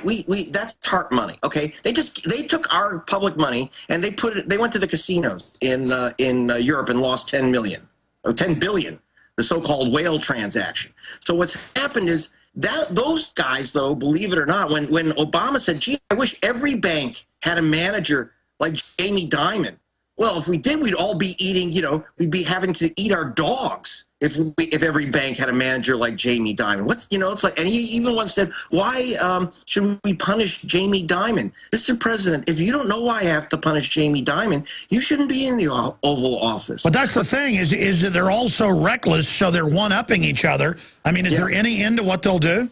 Yes, now that's what happened. Even J.P. Morgan went to Obama with UBS, Citibank, and Bank of America and said these other guys, these ultra crazy billionaires, are going to bring us all down unless you do something. So you think J.P. Morgan's crazy? These guys make them, look like bankers or, the movie version. I want to hear the details of this. You've got all the documents as well. You've got a big article out today in The Nation, Mitt Romney's bailout bonanza. We're going to look at some of that straight ahead. Your calls are coming up, too. Stay with us. Greg Palast with us about 15 minutes the next hour. I will continue with your calls. We've got so many guests coming up. We're going to be here for 48 hours, myself and a huge roster of guests. Find the details at InfowarsMoneyBomb.com. They're updating at about $50,000. We normally raise about $400,000, $500,000 over a day. We're going 48 hours. We'd like to raise $1 million. Because we're not funded by the globalists or the Koch brothers or George Soros. We're not on one of the big giant syndicators, and we've been doing this now. This is our 5th annual Money Bomb. To be able to get the equipment to put the nightly news show we've developed out on free-to-air satellite, buy some more of the equipment we need. It allows us to do that here pretty quick. So please donate, InfowarsMoneyBomb.com. We've also got some auction items out there on the site as well, a link to eBay. So be sure and check that out. I want to thank all those who have donated. Again, we do this once a year, and it's the opposite of the government taking your money and then using it against you in media propaganda. This is where you voluntarily do it. And again, we have free video feeds up there at InfowarsMoneyBomb.com as well. Okay, let's go back to Greg Palast. Greg, we've got a brief segment here now, but getting into this, I've seen these reports, a few of them in the news, about this fight and about Obama going after these hedge fund people. Where do you expect this fight to go now? We lose, Alex. That's why I do hope, by the way, I know you're not asking me to do this. Please help keep Alex on the air. Where else are you going to get my reports, man? You think that the big boys are going to let me talk about what's in their underpants? That ain't happening. Okay, so that's my free commercial for you, Alex. It's you need this outlet. I just don't know where else. I mean, I'm on the nightly news in the rest of the world. In America, if I don't have Alex, I'm not on. Guys. Well, we always love having you. To be clear, we'll still be on the air if we don't reach our goal. We just won't be able to expand and get on the air with people that have never heard us worldwide with free to air. That costs a lot of money, and it will reach people. See, our goal is reaching people. It's not just making money. It's not bad to want to make money as long as it's done morally. It's just that we really want to be able to reach more people. Go ahead, Greg. So let's talk about immoral money then. So, I do, my biggest fear is that these guys are going to kiss and make up the banking establishment and the billionaire sharks, speculators. That's my great fear, that they're actually not going to make up. But anyway, at the moment, Paul the Vulture Singer, so he's in war with Obama and his banker buddies. So what he did was he and 2 other vulture fund operators, a guy named Dan Loeb, and by the way, Dan Loeb was Obama's biggest billionaire backer in the last election. Now he's just given $1 million to Romney. Like I say, these guys don't have politics. They're not partisan. They have profits, not political parties, Alex. So these 3 billionaires, Loeb, Singer the Vulture, as he's known, and John Paulson, they bought Delphi Company. Now, what is Delphi? Delphi is the old GM Delco auto parts unit. It makes most of the parts. It used to make most of the parts for GM. It went into bankruptcy ahead of GM. These guys bought up the entire auto parts division of General Motors for 67 cents a share through an extraordinary flim-flam. Just let me know that they got it for 67 cents a share. They sold it. They flipped it back for $22 a share because they got $12 billion from TARP. Stay there. Back in 60 seconds with Greg Palast and your phone calls and more. All right. He's with us another 15, 20 minutes. Then I promise I'm going to go to Chris, Evan, Rob, Jerry, Peggy. In fact, I'll just go to you in the next segment with Greg Palast. Sean Stone's coming on. We've got joining us George Norrie. And we're in the 48-hour broadcast here, ladies and gentlemen, broadcasting until Saturday at 11 a.m. Central. Greg, you got cut off by the break. This is a short segment, too, long segment coming up. We have a lot of breaks at the end and start of the hour. That's the basic radio clock here in the U.S. But I understand you say, you know, it's bad for us where this is going, but we see in Europe them squeezing trillions out of people, saying it's their debt when it's really banker bailouts. They're putting more of the banker bailout money in derivatives again. Where are they planning on taking this? I mean, I see articles where the banks brag they've conquered the world. China. I'll just tell you what happened. So Paul the Vulture Singer, by the way, he was the guy that grabbed the bonds of Greece. And when the European Central Bank said, well, we have to bail out the banks, he said, okay, you bail them out and you give them their 20 cents on the dollar. But I don't believe in bailouts. I believe in 100%.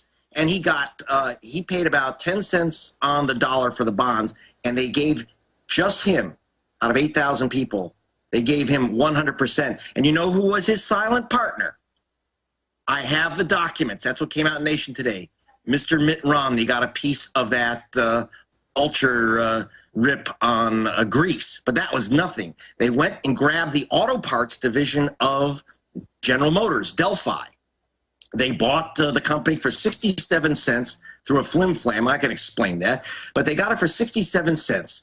Then the federal government said, then they told the federal government and TARP and General Motors, you give us $12 billion or we shut you down. And one of the Treasury guys said, what do you mean you'll shut us down? He said, there are no steering wheels or steering columns for your cars in America. We have all of them, and you will be shut down. And the CEO of GM at the time said, yeah, we can go about 24 hours. Even their inventory was held at Delphi. These sharks, these vulture funds, these three billionaires said, give us $12 billion or we destroy. We literally shut down the U.S. auto industry. And they even provided a study. Paul the Vulture Singer actually handed them a study, said, here's exactly how you're going to all go down the tubes, and General Motors and Chrysler are going to have to be liquidated. So Obama didn't tell you this, and nor did Romney, that these guys got their ransom money. The head of the auto task force said it was extortion, but they wrote the check with your money, $6 billion from the Pension Benefit Guaranty Corporation of the U.S. government, $6 billion from General Motors, which was at the time 80% owned by the public, and it was all 100% of his TARP money. They took that $12 billion. Those guys three guys put $4 billion in their pockets. $4 billion, okay? And one of them, Paul the Vulture Singer, who made $1.3 billion, had a silent partner who had only a tiny piece. But the silent partner is named Ann Romney, wife of her so-called blind trust. Except it wasn't so blind, because if I can find it, you don't think Mitt Romney, who is CEO of a hedge fund, can find this stuff where his own wife's money is? He knew it. He got it. And our calculation, which we put on the cover of Nation magazine today, and I've gotten not one objection that we have one number wrong. The minimum take by the Romney family on less than $1 million investment is $15 million profit. And more likely, are you ready for this? The Romneys made, by our best calculation, $115 million from that auto. Tell you what, stay there. Sometime when we play music going out and we don't hit a button, it cuts your audio off. So I want you to come back and repeat and recap that. Again, the Skype crosses over with the audio, and then it becomes a big conspiracy theory that we're cutting people's audio off. We're working hard on that, though. We'll be right back with Greg Palast with his bombshell to recap what he was just covering there. I'm Alex Jones. Ladies and gentlemen, again, thank you so much for joining us. We are into the 4th hour of broadcast today. And, yeah, we've done it for 5 years. This is the 5th annual Money Bomb. You know, if NPR can go and get government funding and take it at gunpoint from you, that the IRS will come with guns, and then have anti-family, anti-America, pro-globalist garbage, one day a year, this now 48 hours, we're going to do it Thursday and Friday, we can broadcast and say, hey, we want to set up the TV network we've basically completed that reaches millions a week. We want to put it out on free-to-air satellite and a bunch of other systems, but that takes a lot of expensive equipment. And listeners say they want to help us, and they are right now. So go to InfowarsMoneyBomb.com and take action. I talked about learned helplessness. I talked about the fact that people have gotten so submissive and that people can see someone run over in the street and no one helps them. People can see a woman being raped, no one helps them. It's a spectator action where everyone knows things are collapsing, but they either think they can't change it or they don't see themselves as leaders.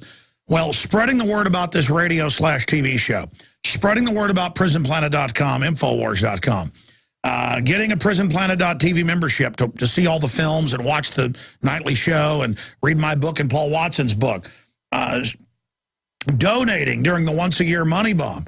That is what has helped us do this. I mean, Infowars is a treasure. The guest, the breaking news, the information, we're teleprompter talking points free.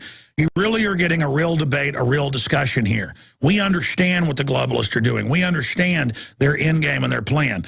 And if you would like to support us and really stand side by side with us, economically, that's the way to go. $10, $100, those of you that have the capacity, $1,000, $10,000. So sometimes it's those big donations that make it all possible. I mean, this is literally going to contribute towards the equipment and the systems we need to go to that next level. Just 5 years ago, I was reaching $3 million a week. Now it's $15 million. So we're going all out here and doing this, and it's by free association. We don't come with a gun and make you donate. We got PayPal, credit card donations, all of it. We've got eBay auctions. We've got the video feeds for everybody, InfowarsMoneyBomb.com. We've got all these amazing guests, the full roster of guests. It's all up at InfowarsMoneyBomb.com or link through at Infowars.com or PrisonPlanet.com and send this link out to everyone you know. Send this link out to everyone you know, ladies and gentlemen, out to all the people that are out there. That's a big thing you can do, and tell people about this special 48-hour transmission that's taking place right now. Now, recap. Your audio got cut off there at the end, Greg, going to break. Start over, recap it all. Your big article in The Nation magazine, Mitt Romney's bailout bonanza, which they're not denying, and we know that, I mean, this is just his so-called blind trust. Break down what this means and what they did to get this money, so we understand the, quote, entrepreneurial, free market stuff that Romney claims he's pushing. Sounds like crony insider looting to me, or what I would call piracy. Yeah, well, in fact, the full story is in the book, Billionaires and Ballot Bandits. But here's the deal. Mitt Romney, silent partner with 3 giant hedge funds, which are called vulture funds. I didn't give them that name. They're called vulture funds.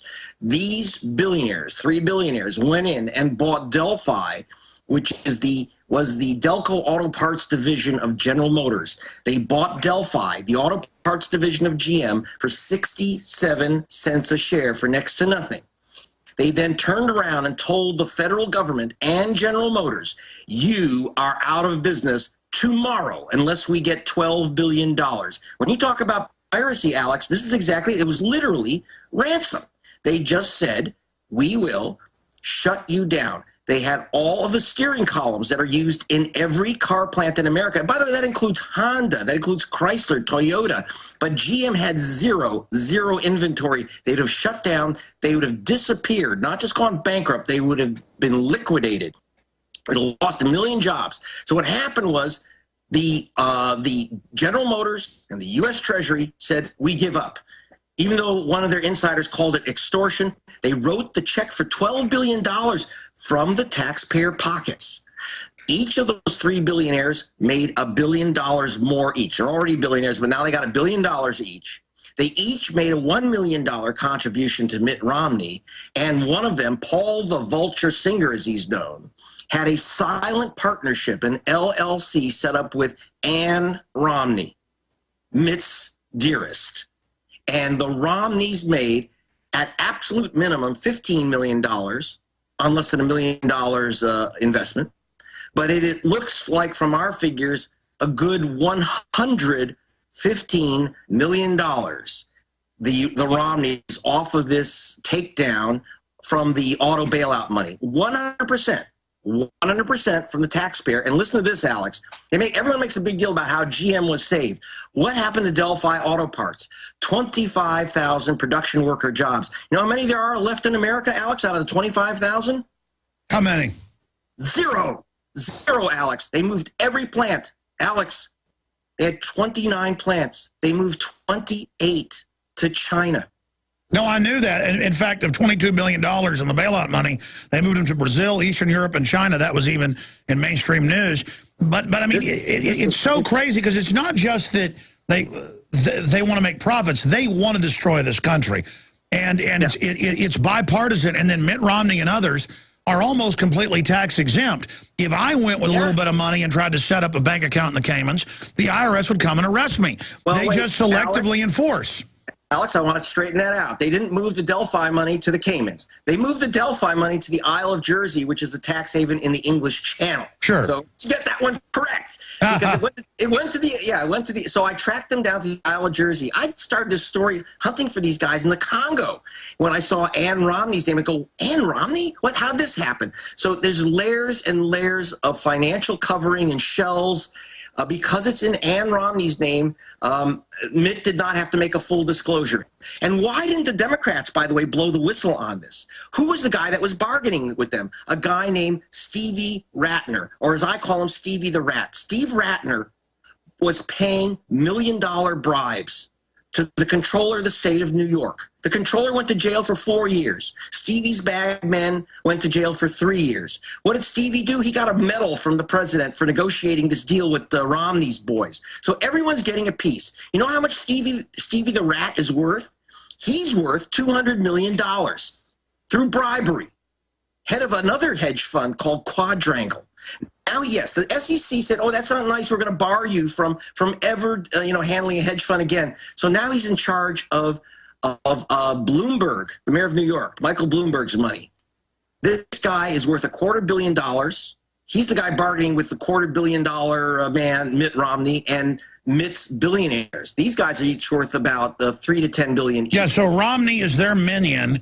And so is Obama, and now they're all above the law, and they've gotten their regulators in everywhere and in all the other big countries, and now they've announced a global corporate government where they're above the law and don't pay taxes, but they're going to tell us we're lazy, cut benefits, raise our taxes, and give all our money to themselves, and where they're going to live in big armored redoubts against the public as the rest of the world goes into a road warrior scenario.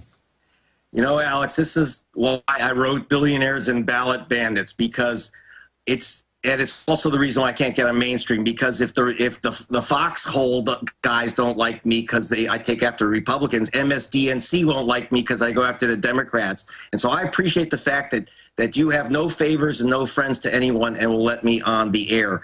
You know, like I say, I'm mainstream in the rest of the world, but here I'm Alex Stream, and I do appreciate it very much. I've got to go. They're screaming at me that I have to get back to work on my get back to the investigation. No, I actually heard people trying to talk to you during the break. Hey, thank you so much, Greg Palast. We'll talk to you soon. Thanks a lot, Alex. Bye. There he goes. Yeah, I mean, we're not perfect, but we're 100% independent. I am right here. I mean, I turn down sponsors every day because I can't verify they're the very best. You may hear some sponsors on the network itself that I haven't been able to vet, but you hear me endorsing something or you see something we're promoting, I believe in it.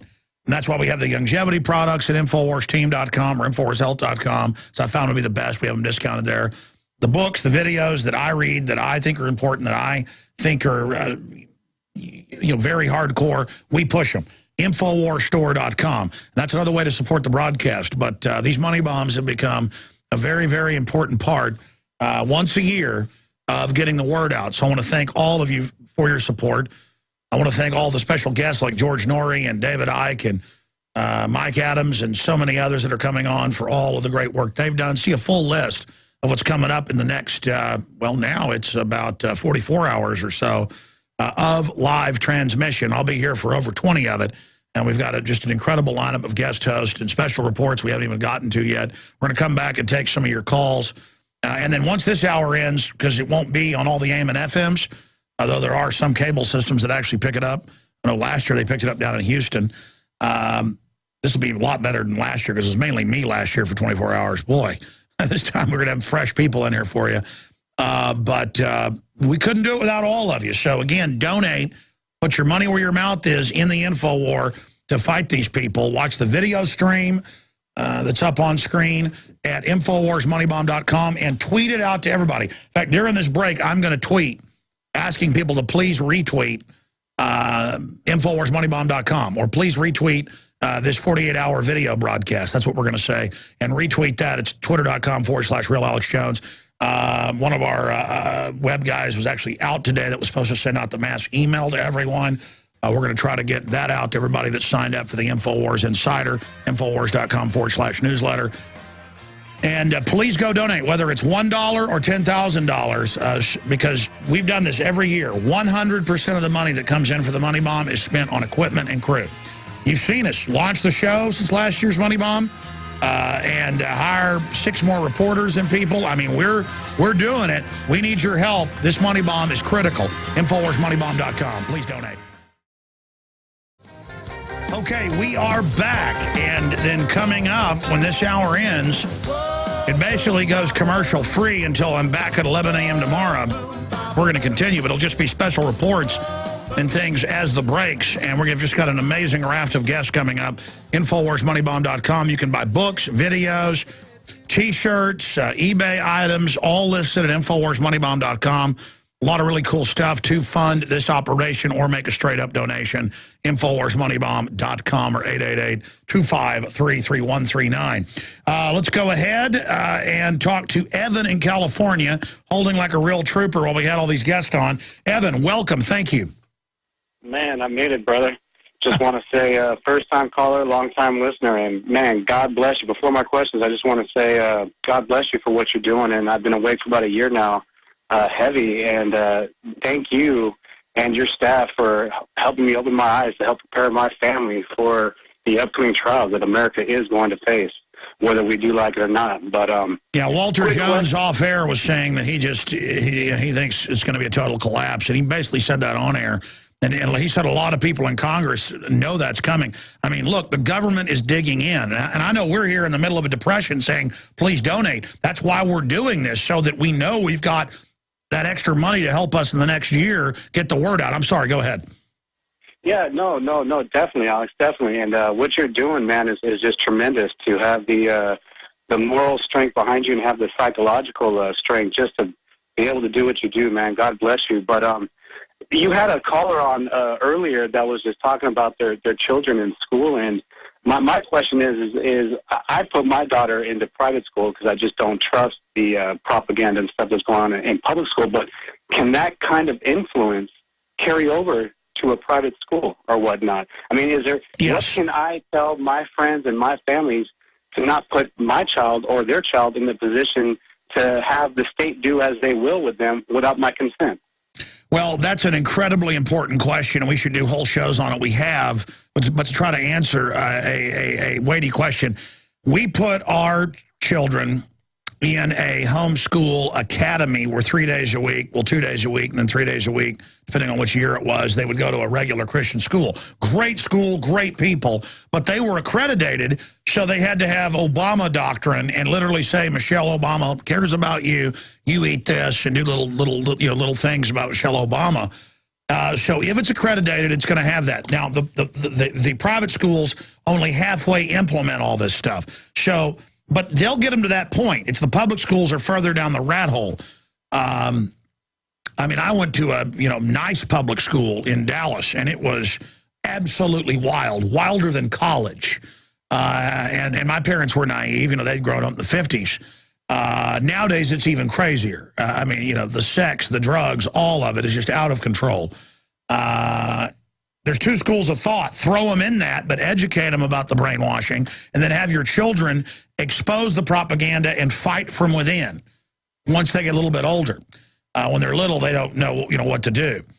So you can either be emissaries into the re-education camp and really stir things up. When you're there exposing what's really going on, they can be real leaders.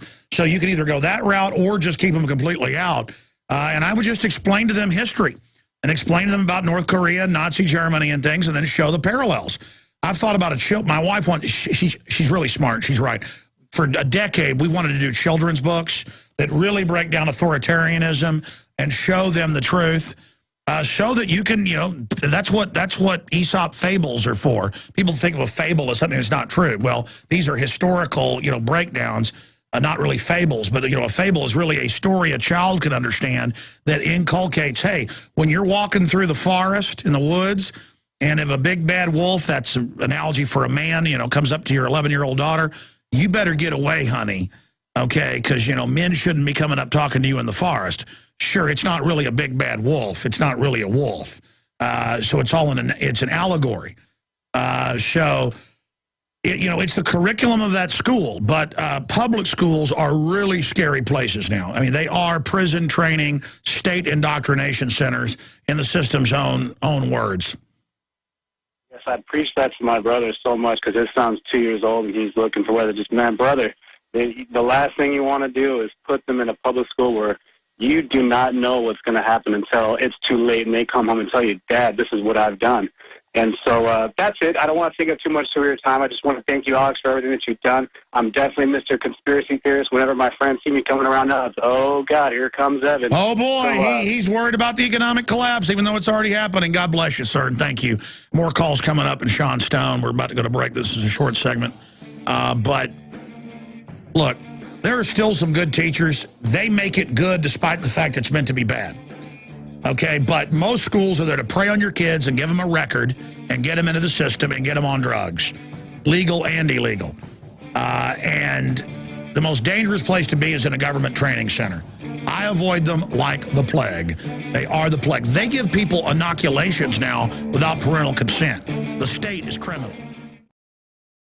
Well, we have a very interesting individual about to join us here on air. He's a TV producer, camera guy, movie star, researcher, world traveler. He's got his new third season of Conspiracy Theory, now with Sean Stone, Tyrell Ventura, and Jesse Ventura, is going to be hitting the airwaves coming up in early November, November 7th, finally, after 9 months of being shelved and articulated by the network. We're going to get his take on that in a moment. World events, he's traveled to Iran, so he can give us his perspective on where this is going. I've seen some signs here that show me it's the closest we've ever been towards this. I'm going to be here transmitting for off and on 48 hours, but we're going to be live the whole time with guest host, special guest, you name it. We're already up here to Sean Stone. Started with Alex Jones, Congressman Walter Jones, Greg Palast, Sean Stone, John Rappaport, Mike Adams, Webster Tarpley, George Norrie, James Wesley Rawls, Linda West, Sha'Carri Jackson, Russell Dowden, Dan Badandi. They've all got a bunch of guests coming on with them. Syrian Girl, David Icke, Rob Dew, Ask Alex with Christy Hightower, Gerald Salente, Michael Bagnerick, Max Kaiser, Joseph Farah, CNN whistleblower Amber Lyon, Larry Pinckney, a real Black Panther, John B. Wells, of course, syndicated radio talk show host, Darren McBreen, Richard Reeves, David Knight, David Ortiz, a bunch of other guests with Dan Badandi, Paul Joseph Watson, Lord Christopher Monckton, Joel Skousen, and others. Find the full list at InfoWarsMoneyBomb.com. And, the globalists have done a mind game on people, especially constitutionalists and liberty lovers. They say, oh, you're not supposed to sell books or make films and ever make money for an alternative media. You're supposed to live in a ditch and put a sandwich board on and yell at people. Well, really, I didn't start out 17 years ago intending to become as big as we are. I was angry about attacks on the Second Amendment, attacks on sovereignty, UN-controlled land grabbing in Texas. And I knew a little bit of history, and I understood what was happening. I never imagined I would be the most prominent person in the world after Ron Paul, who's riding off in the sunset, exposing and fighting the private Federal Reserve and things like that. And see, that's why I don't get jealous when Jesse Ventura comes along with and gets into it, and I helped wake him up along with Tyrell about 8 years ago. I'm glad. I don't go, oh, Sean Stone's got a TV show now. He's been into this stuff for decades. Into reality, into not being conned. I get excited by more people being prominent. I get excited by Ben Swan, the reporter, covering this. And we need more people. Plus, that protects us, when there's more leaders out there.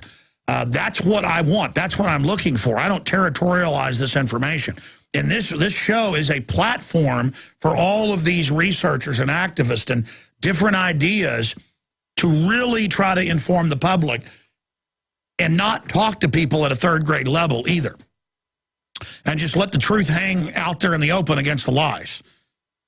That's why we're having Infowars Money Bomb 2012 48-hour transmission that we're now 4 hours into, or 3.5 hours into technically. 3 hours, 36 minutes, 50 seconds. Because it's listeners demanding, hey, you should have a money bomb. 5 years ago, I said, no, I'm not going to have it. They started it anyways, and we're directing it at my website. And I said, okay, I guess I'll do it. And $350,000 came in, and I said, well, I was looking at getting a bigger office. Maybe I'll get an even bigger one and more equipment. Boom. It was just that extra money really, was there to give us the confidence.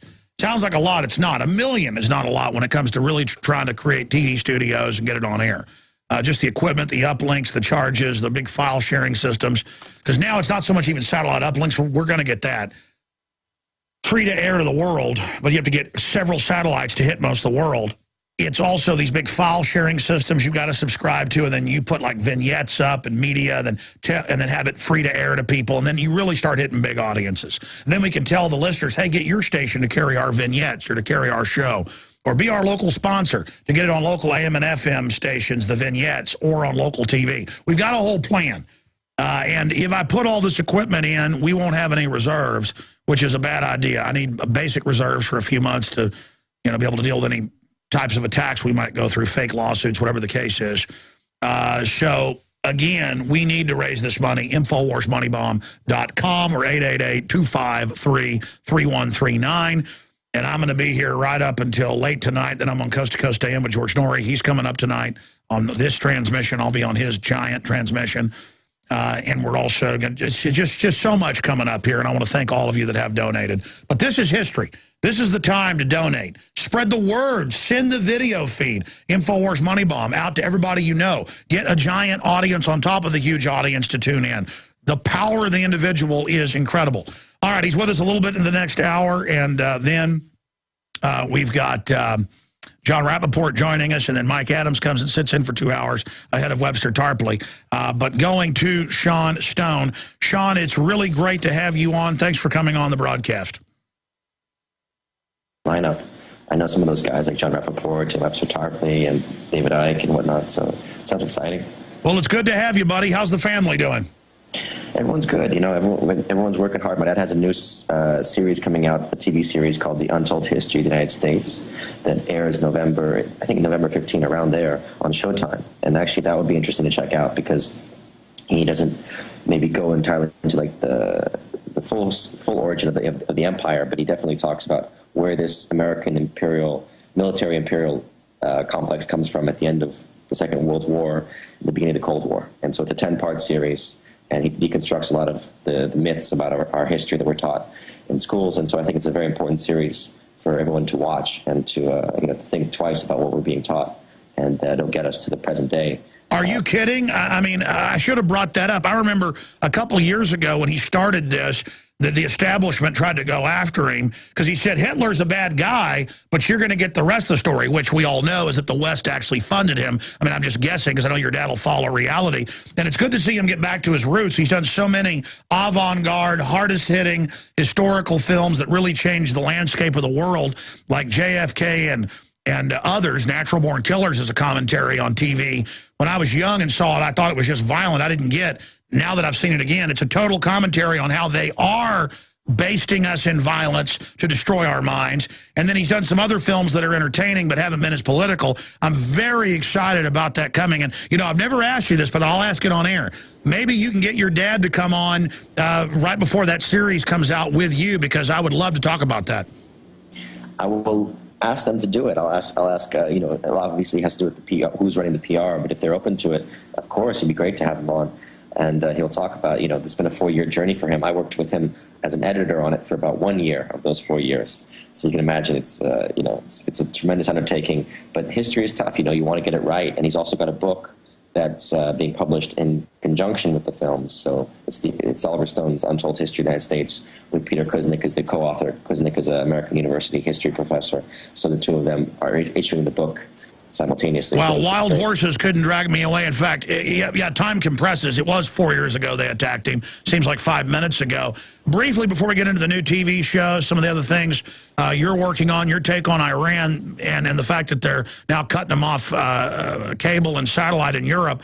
They haven't done that before. That means, you know, the 3 aircraft carriers are lining up. This could be the big one. Sean Stone joins us. Son of Oliver Stone, filmmaker in his own right, and really a powerful contributor, co-host, co-guide in the new Jesse Ventura, Sean Stone, Tyrell Ventura show coming out. What is it, November 7th? But let's get back into that. Going from memory, I mean, give us a sneak peek, as much as you can tell us about your dad, that you also worked on, some of the things that are covered. You know, an important point that it's the point of departure is really that FDR's death at the end of the Second World War, and the fact that Henry Wallace, who was his vice president until '44, when the Democratic bosses, party bosses, basically forced Truman in at this convention, and it's very conspiratorial the way that it was done to get Truman to become the vice president. So when FDR dies, Truman takes over, and he puts us in this trajectory, which is to ally with the British Empire. And that was not FDR's policy. FDR was very much steering the road between the Russians and the British, weary of both, but able to handle Stalin, and Stalin trusted him fundamentally. So, you know, we never were supposed to follow this British imperial Cold War policy of fighting the Russians, so-called. And, you know, the point of departure for the series is the dropping of the atomic bomb was the first shot of the Cold War, as a warning to the Russians not to intervene in the Japanese theater, and not to basically challenge the West in any kind of traditional form of combat. So it's, you know, it begins there, and then it goes through this whole expansion of the military-industrial complex, the insane proportions that we're at now. You know, over 60% of our fiscal year budgets are, you know, devoted to military purposes and expenditures. And so he just talks about how this escalation has completely bankrupted us, you know, as well as why, you know, the motivation for it. Now, memory blurs, and then we'll get off this subject, but I am intrigued by it because I remember going, wow, like 4 years ago, oh, they're going to make this series. Wow, that'll be really powerful, because Oliver Stone does amazing research with his team. But I remember that criticism when he said, yeah, Hitler was bad, but, you know, we're going to tell the rest of the story. And the media seemed real scared by that and tried to spin it. But I know the real history, so I'm guessing you guys went there. But it's on record, British intelligence and others funded Hitler. They didn't really control him, but they funded him knowing he would wreck things so they could pose as saviors. I mean, is that covered in the series? It should be part of it. I mean, it was at the time that I was working on it. I'm not sure to what extent. You know, each episode obviously has to have a narrative and covers a lot of ground. So I'm not sure how much detail they get into, but definitely it talks about especially the American bankers, financiers that were involved in the rise of the Nazi Party. And also, you know, the fact that FDR really was opposed to that faction, and, you know, investigating them, especially the Rockefellers, people like this. You know, he's constantly... Sure, the McCormick-Dickstein Committee. I mean, this is all on record, just nobody knows it. Yeah, exactly. Well, it's not like it's your dad's opinion. I mean, it's, you know... No, exactly. And the point is, Anthony Sutton wrote about it, and then you had guys like Loftus, John Loftus, and Ahrens with their books, The Secret War Against the Jews, talk about this stuff. So people who know that era understood that FDR was very much anti-Nazi, but also very suspicious of the British Empire, and told his son, this is one of the big contributions I made to the series, was to get my dad to look at the Elliot Roosevelt, who's FDR's son, a confidant of his, to look at his book where the father tells his son, the British are going to be our big problem after the war. Because the empire that they have, you know, why do we talk about the Russian Empire? The Cold War is about the Russian Empire, which is nothing compared to the British Empire at the end of the Second World War. The British and French Empire controls over a quarter of the globe, and they're saying we have to fight the Russians over Poland. I mean, this, you know, what kind of propaganda are you dealing with? And we still believe this in our history books, that we're fighting the Russians over Poland, and the British and the French control over a quarter of the planet as colonies. So you see, that's the kind of subject matter that he gets into in the series. All right, well, I didn't mean to digress into that, but it's absolutely intriguing. So your dad's TV show's coming out right around the same time your TV show's coming out. Now, obviously, you know, they had 2 series before, two seasons. I was in those. Very excited to hear that you were one of the main reporters in the new one. Had a great time working with you guys. Very exciting and informative topics. But then for 9 months, the edit gets disappeared. I mean, what really happened there? And do you have any inside baseball on what to expect? I don't have any idea how they cut this series, to be honest. It really was cut and recut, and the storylines kept being reformulated. I'm not quite sure why. I know the series, the season's going to be exciting because we take it into a little bit more of the X-Files, the supernatural realm. We deal with things like Skinwalker Ranch in Utah, which we visited, and we delve into the reptilian story with, David Icke appearing. We delve into time travel and other, much more mysterious side of the overall conspiracy. And so that, that's part of the reason why I was brought on. And then, as you said, there's 9 months that elapsed, and frankly, for the most part, we didn't even know if they were going to air the series. They were consistently putting new guys on the show as showrunners, producers. So at the end of the day, we'll see how they cut it, and we'll see what comes out from it. But hopefully, you get people will get a taste into our investigation, which is very difficult to prove. I mean, once you start entering that supernatural realm of reptilians and fourth dimensional existence, and the base at Dulce, which is an underground base. I mean, how do you access that thing? First of all, how do you prove it's there, and then how do you access it? So this was a frustration that I felt for sure as a researcher, wanting to always push it to another level, and then obviously being restrained by legality and the danger of breaking. Sure, and aren't you a Rhodes Scholar, or you went to England, didn't you? I did go to Oxford for 2 terms, but that was just a transfer student. No, I wasn't. I was just going from memory here, but I mean, you've told me some pretty interesting stories about that. But I mean, we could do a TV show about you, but you'll never tell, will you? Well, I'll tell you some things. Well, you did tell me some things, and I won't say, but I sure wish you'd tell us on air. But I never mind. We have no. I mean, actually, the essence of what we're talking about, with the supernatural. Remember, when I came on your show the first time was 2 years ago to talk about Greystone, which was the mental hospital that they used to run MK Ultra programs in that place, and it's abandoned now.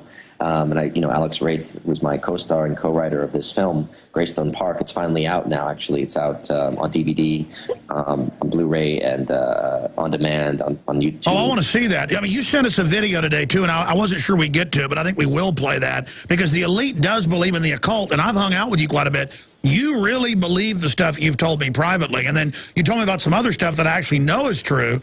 So it's just, I mean, how much of reality do we know about? A fraction. I was listening to an interview with Madonna with Kurt Loder on MTV back in the 90s, about 96, 97, and she says, there's sorcerers in this room right now. And he kind of pauses, like where? And she's just like, you only see less than 1% of reality. Our minds are programmed, neurologically, we're like computers on sleep mode. We pick out patterns, and then we sort of put those patterns into context that's familiar to us. But when it comes to the things that we call supernatural, the apparitions or the sounds and the things that relate to the demonic realm or jinn realm, this is respected in other cultures, and it's obviously known in the Catholic Church, or it's known about in Islam, it's known about in any religious context. But in our materialistic realm, we've forgotten about it. So I've obviously wanted to explore it much more, and I have the last 3 years, and that's Greystone is a film that I think it'll be interesting to watch because we put some initiatory symbols into it, including the all-seeing eye, including the Baphomet goat heads. And I think in the journey you'll start to see that we do live in a reality that's beyond 3 dimensions. By the way, one of my friends, Daryl Rundis, he showed me these cards that have basic text, but then it will take a word out, but you will automatically put the word in yourself when you're reading it, and that's the essence of programming. They know those templates. I've studied the elite as well. They actually are all obsessed with the occult. They want us to be atheists because they want us totally blind to it. They're obsessed with it. They just don't want us to even know it exists.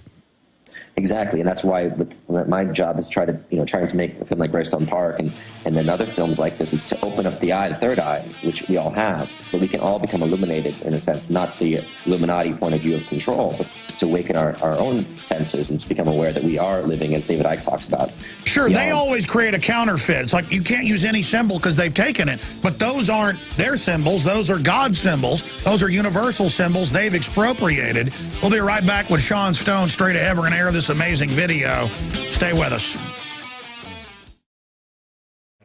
The Be with us about 20 minutes in the next hour. Then investigative journalist John Rappaport's joining us on one of the biggest, most important stories out there, period. We go commercial-free here in about 5 minutes, except for special reports we're going to be airing so our host and guests can take breaks, and some of them are premiere reports. We're going to go for 48 hours. We'll be back to the regular radio show, 11 a.m. Central tomorrow, but, I mean, we're going in, through, and beyond.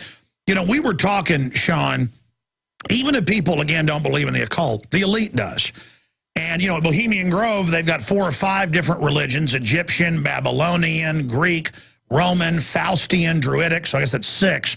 And they compress them all. And some of these modern occultists, you know, kind of kids, they see my documentaries, they go, he's calling it Moloch and then Lilith. How can it be 2 things? They don't get everything with the Illuminati, not just in history, but in what they do is multi-sided, multifaceted, really 3 to 4 to 5 dimensional. But breaking that down, in essence, we're going to play the clip coming up that you've sent us here, an exclusive. What is the Illuminati at its essence? I mean, is it Egyptian?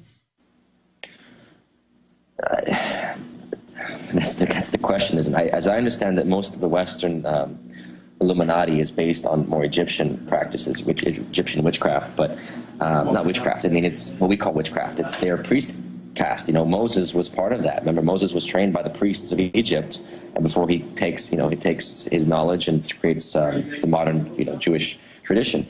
Then there's the Babylonian, which is the basis of Kabbalah, and obviously Abraham comes from that. One of those lines. There's a lot of influence from Babylon in modern day Iran. If you know, having been to Iran, I can tell you there's a lot of magic that's still practiced, whether or not they're conscious of it. You can feel it in the energy of the land. Well, you've seen it in the news where they're claiming Ahmadinejad is involved in it. Yeah, I know the Jingir, actually, that they claimed was... The Jingir is the person who connects to jinns, which we call genies or demons or whatnot. But they're not all bad, by the way. And that Jingir told me he does not work with Ahmadinejad, as has been claimed he does. But he does communicate to them, and that's pre-Islamic. It goes back to Zoroastrianism. It goes back to like the Magi, right, of Chaldea. And so the thing is that you're talking about various understandings of a different world. And so from one point of view, it's an alien entity. It's reptilian, for example, maybe. In another form, it's Lyran or different star systems. Because remember, these entities, in Islam, they call them all jinn. But we know that they have different origins. I mean, if they come from the Pleiades star systems, and they look like Jesus Christ, that can have one formulation. If they look reptilian and they're from the Draconian star system, or they trace themselves to that, we call them reptilians. But the point is that we're in a universe that's alive, a bit like Men in Black, let's say. And I believe it. I've come to believe it. I definitely researched it. Well, I'll say this. I don't really go there, but occasionally have guests on that do, because you can't prove it one way or the other. I can't get people to admit TSA is running checkpoints on the highways when it's on the news, or that cancer viruses are in almost all the major vaccines when it's a fact, or that they're shooting kids up with vaccines without parental consent, which is illegal. So certainly, but I know this. The elite... Every time I get to the final door, they are a bunch of Prometheus. That is Illuminati religion right there. In fact, I want to go to break and get your take. Start now on Prometheus. I don't know if you've seen it. I'm sure you have. But that film, when I saw the script before it came out, that is really what the highest Illuminati believe. For them, it's interdimensional stuff. Your comment on that? Yeah. Again, it's so complex, and at the same time, I don't believe the Illuminati are all evil. I don't take it as all Masons are evil and all illuminated Masons or any of these secret societies. They're not all evil. I think there's a higher agenda at play, and there's a higher order, and it's up to us, every human being, to start to wake up your third eye, your inner third eye, to see beyond the illusions that are being played, because otherwise we're being played as puppets, and we're playing into the drama. Only when we demand our own authenticity and to know beyond what they're showing us, that's when we start to change the script. All right, stay there. 20 more minutes. Stay there, my friend. We'll be right back. Stay with us. 48-hour transmission. Could fight and die at Goliad and Alamo and San Jacinto to create Texas. And if my ancestors could fight in 1776, and your ancestors, if my ancestors could brave the Atlantic, the North Atlantic, to come here on the Mayflower on my father and mother's side, the least I can do as a original American whose family has always been at the core of resistance to tyranny. I must live up to that destiny now, and I must 110% fight the globalist no matter where it leads me. And that is what I've done. And in 5 years of really trying to go to the next level, we have gone from 3 million people a week to over 15 million and growing.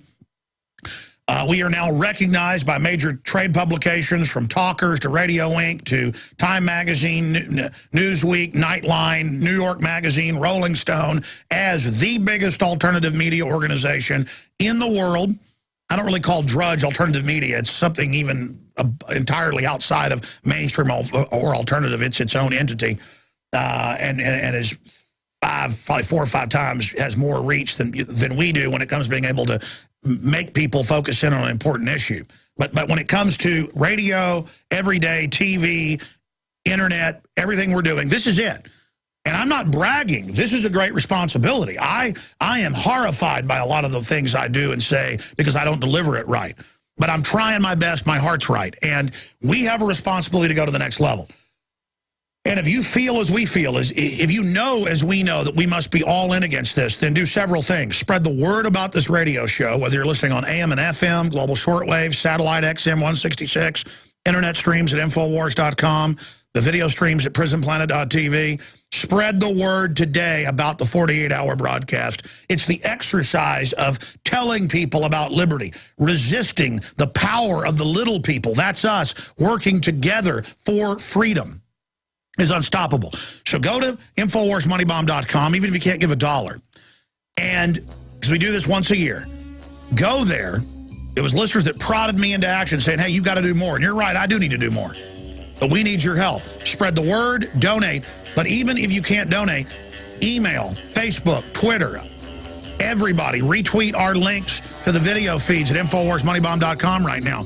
Create an even bigger viral explosion right now for this 48-hour broadcast. Okay, when we come back, I'm going to get right into the big economic news. We are kicking off a 48-hour continued live transmission with incredible guests, special guest host, from Mike Adams to David Icke. We've got George Norrie joining us, Gerald Celente, Max Kaiser. The list just goes on and on. Our own Jakari Jackson, Linda West, Darren McBreen. So many. Dan Badandi are going to be in here hosting hours of the broadcast as well. But we are in the thick of the main regular radio transmission, simulcasting free video for everyone at InfowarsMoneyBomb.com. or Infowars.com to find the feeds. And again, spread the word now and tell people to spread the word about the 48-hour special transmission where we're covering the future of the geopolitical developments in this country and worldwide, where we are covering here on air the continued economic meltdown by design, and by exposing the globalists, that gives us hope of backing them off, because they won't continue this if they get enough heat on them. And what's happening, of course, in election 2012.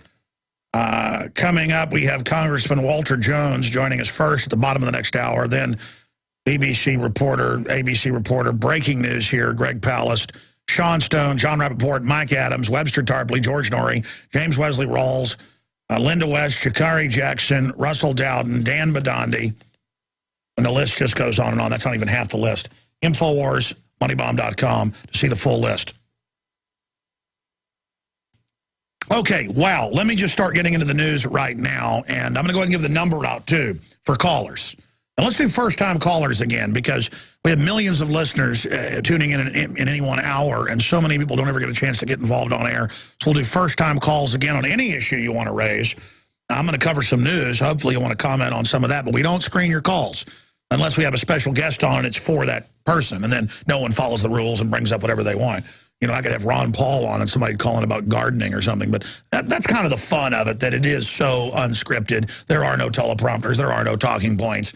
I mean, you're here with a maniac Texan who loves freedom and absolutely hates tyranny, going wild on the radio and just hammering the globalist up one side and down the other. And that really is the spectacle in the main. Toll-free number to join us, 800-259-9231. 800-259-9231. And we will be live here again for the next 48 hours. Well, I guess we're 27 minutes into it here. But, if you want to see us get the satellite uplinks and get these file sharing networks with the other media systems worldwide, there's a bunch of them we can subscribe to. And then that's actually how people get vignettes we're going to do. We're going to basically put the nightly news out soon free to air. Not just on Dish Network and other systems we're looking at. Similar to what Glenn Beck's done. This has been our plan forever. He just basically beat us to it, which is great. Well, I guess he didn't beat us to it, having our own TV system and TV shows and networks online that cover the New World Order. But, you know, getting it out on cable and things on our... Well, actually, for about a year now, we've been on, and British TV's been picking us up. And 2 hours a week on the national cable system. And we've also been getting picked up on quite a few cable systems here in the U.S. But what happens is fans that run those systems, they go and download the high-def version after the show, and then they edit them up and do things with them because it's already free to air. And we've got to officially put out those contracts because a lot of stations want contracts. They're like, okay, sign this contract, we can use your stuff. And I'm so embryonic that I don't even have the lawyers or the time or the money or the energy to go over it and make sure it's all done right. But we're getting close to that. That's the next phase. But the problem is we're doing the nightly news every night and the radio show and the films and the promotions and paying the bills and dealing with all the little gremlins and things that any operation deals with. I'm not complaining. It's the great animating contest of liberty. It's just that we've got to like somehow get it all ready, get the new studio finished, get the sets finished, get it all in. We're very close, and then get it out. It's like we've got over 70 publishers, people that put out, you know, one group puts out millions of magazines a month in Europe. One is ready to put out Infowars magazine in Europe with their own content inside of it. We've got big publishers in California, in Canada, in Germany, in Australia. I mean, and then I've got to like, okay, well, we're just beta testing it ourselves now. We'll have that for you soon. The point is, we're getting ready to blast off, folks. You name it. We're coming out with it. You name it, okay? But we're just at the launch pad. We're launching. Thank you so much for joining us today, ladies and gentlemen. We are 30 minutes into the 48-hour transmission, and if your local AM and FM is carrying the show, that's wonderful. Please spread the word about the show. If you're listening on XM on 166, please spread the word. Tell your friends and family and coworkers and your email list and your Facebook and your Twitter. That's how those of us that love liberty defeat the globalist, is we go out and we proselytize the message of liberty and the story of freedom up against the globalist and their story of lies. See, we have a narrative of truth, a narrative of personal empowerment and family and wholesomeness. The globalists have their narrative of the nanny state and the control freak system and the stage terror and all of their fear and all of their lies and how NAFTA and GATT were going to be great and how fluoride in the water is great and how vaccines are great and how the Federal Reserve is great. It's all a bunch of things. And I am the most popular person on the Alex Jones Show. I guess that's why it's called the Alex Jones Show. I don't know why. I personally like the guest when I'm not interrupting him. So the point is, we're going to have just a smorgasbord. The full rundown of who's coming up today and tomorrow is all at InfowarsMoneyBomb.com. And you want to go to InfowarsMoneyBomb.com because right there at InfowarsMoneyBomb.com, we have 4 different video feeds, depending on what type of computer system or browser you're using, video system, a player, I guess is the technical term, all up at InfowarsMoneyBomb.com. Help us spread that link to everyone you know. It is the 18th day of October 2012. I am your host, Alex Jones, and we're going to be here for the next 48 hours. Yeah! You heard me right, and we are excited. We are energized in the animating contest for liberty against the forces of tyranny. It's like a ship without a storm, the night without a dawn. Evil is there to test and challenge the good. And I know this, I am ready for the challenge. Whatever the cost may be, we shall go on to the end, and we shall never surrender. Thank you for joining us, ladies and gentlemen. We have an incredible 48-hour transmission that will end Saturday at 11 a.m. Central. I'm doing around, 20 hours of the transmitting. And we've got amazing special guests, surprise guest, you name it. Kicks off with, well, yours truly, Alex Jones. Our syndicated radio transmission, what goes out for 4 hours a day. I do 3 hours normally live. For a while I did 4 hours, but I started doing the nightly news, so I went back to 3 hours about a year ago. But a lot of stations still carry the 4th hour, which is the first hour rebroadcast. That'll be live today. So that's 12 noon to 4 p.m. Eastern, 11 a.m. to 3 p.m. Central. Kicked off with Alex Jones, then Congressman Walter Jones with some breaking news about treason going on inside the government. U.S. Congressman Walter Jones of North Carolina will be joining us. And then we're going to have Greg Palast, BBC, ABC News reporter, breaking news here today. Of course, TV producer, actor, filmmaker in his own right, host of with Jesse Ventura and Tyrell Ventura of the new conspiracy theory that premieres early next month, the day after the election, November 7th. Sean Stone, son of Oliver Stone, will be joining us. We've got John Rappaport, investigative journalist, who popped in on Sunday. He will be back today. And then at 4 o'clock Central, Mike Adams is going to guest host for 2 hours to give me a little breather. I'm going to go run, actually, during that break. I found if I go run instead of take a nap, I'll have more energy. And then I'll cover news and take calls. Then Dr. Webster Tarpley joins us. George Norrie will be joining us for 2 hours. It's hard to get George Norrie to come on. He's a busy guy. We really appreciate him. Well, he's usually hard to come on. He agreed to come right on for 2 hours. Very, very nice of him. And speaking of George Norrie, I'm going to be on his show the first hour tonight, coasttocoastam.com, second largest radio show in the world. So that's exciting. He invited me on yesterday. And then he's on tomorrow. Again, I'm going into tomorrow here. No, this is today. George Norrie's on today. Okay. So I guess he's on here and then I'm on his show. Anyways, and then we've got a bunch of special reports with Aaron Dykes and Melissa Melton. We've got Jakari Jackson. We've got Dan Badandi. We've got Syrian Girl and what's happening over there. We've got Rob Dude, David Icke, Gerald Salente, Max Kaiser, Joseph Farah, Amber Lyon, the CNN whistleblower, Larry Pinckney, a real Black Panther, exposing what's going on today. John B. Wells, another great coast-to-coast host. Joel Gilbert, Dreams of My Real Father. Pharmacist Ben Fuchs. David Ortiz. Actually, guys, this printout I have is the old.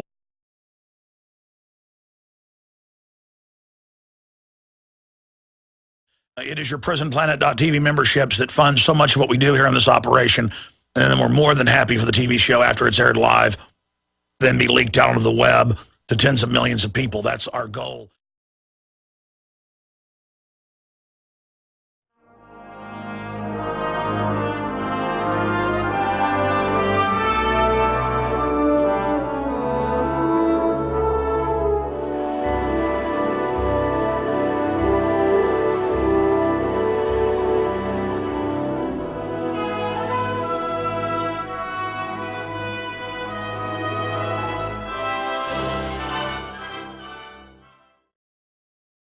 Ladies and gentlemen, I couldn't think of a more important time in world history. If you think the planet is in crisis now, if it continues along this line, we have not seen anything yet.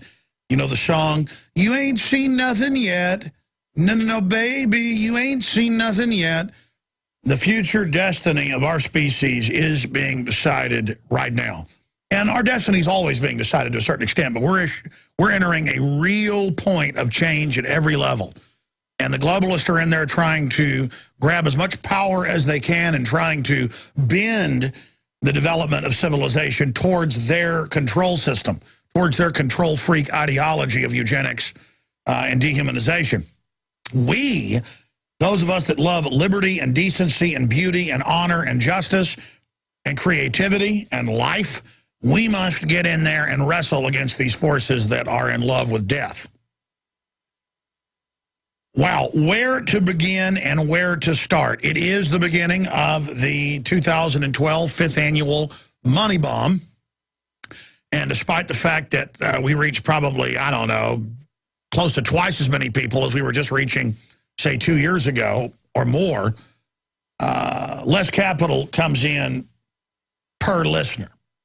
So thank God our listenership has exploded. That's allowed more capital to come in to continue to sustain ourselves and to continue to be able to develop new ways to get information out to people. The nightly news, the magazine, the films, all the things we've been working on here. Because we're the best there is. Doesn't mean we're that good either. So I don't think of myself as that great. But I'm doing the best job I can. In fact, I beat myself up for not doing a better job sometimes. And it's important not to be arrogant. Arrogance and know-it-allism is the true path to failure and enslavement. So I try to keep it real, as they say. But we are the best there is when it comes to fighting the New World Order, not compromising, exposing the private Federal Reserve, exposing who really runs things. This is it. This radio broadcast, the TV shows, all that we do are international, national treasures because of the guest we have on, the focal point for you, the listeners. I am the crazy traffic cop. I think many times I'm the weak link to all of this, but you know, the Lord works in mysterious ways. But here we are. And you can go to InfowarsMoneyBomb.com. It is so important that you donate because they got top economists in the news today saying we're going into a global depression. Well, yeah, the global depression has been going for a long time, but it's designed to be incremental with a big bang at the end. And we're going to be going over some of that today. And we've got the next 48 hours, I guess not today, the next 2 days, from now until Saturday at 11 a.m. May even go to noon, you know. People are coming in on Saturday. Why not just maybe do 3 days? Who knows what will happen? We probably will have some surprise guests. I went ahead this morning and started calling some of my celebrity friends. I kind of got around to it at the last minute, but looks like some of that's going to come through. Celebrities are interesting if they're into liberty. Quite frankly, they're not usually even the most popular type guest we have on. People like folks that are real and are passionate and know what they're talking about. People like Gerald Celente. People like Bob Chapman, rest his soul. People like Max Kaiser. People like myself. Believe it or not, we can get internet ratings and also station ratings. Old one. Yeah, that's why this is not updated. This doesn't have all of the stuff. It doesn't matter. I can just go to InfowarsMoneyBomb.com and see the full rundown and information there. I was noticing in my folder I had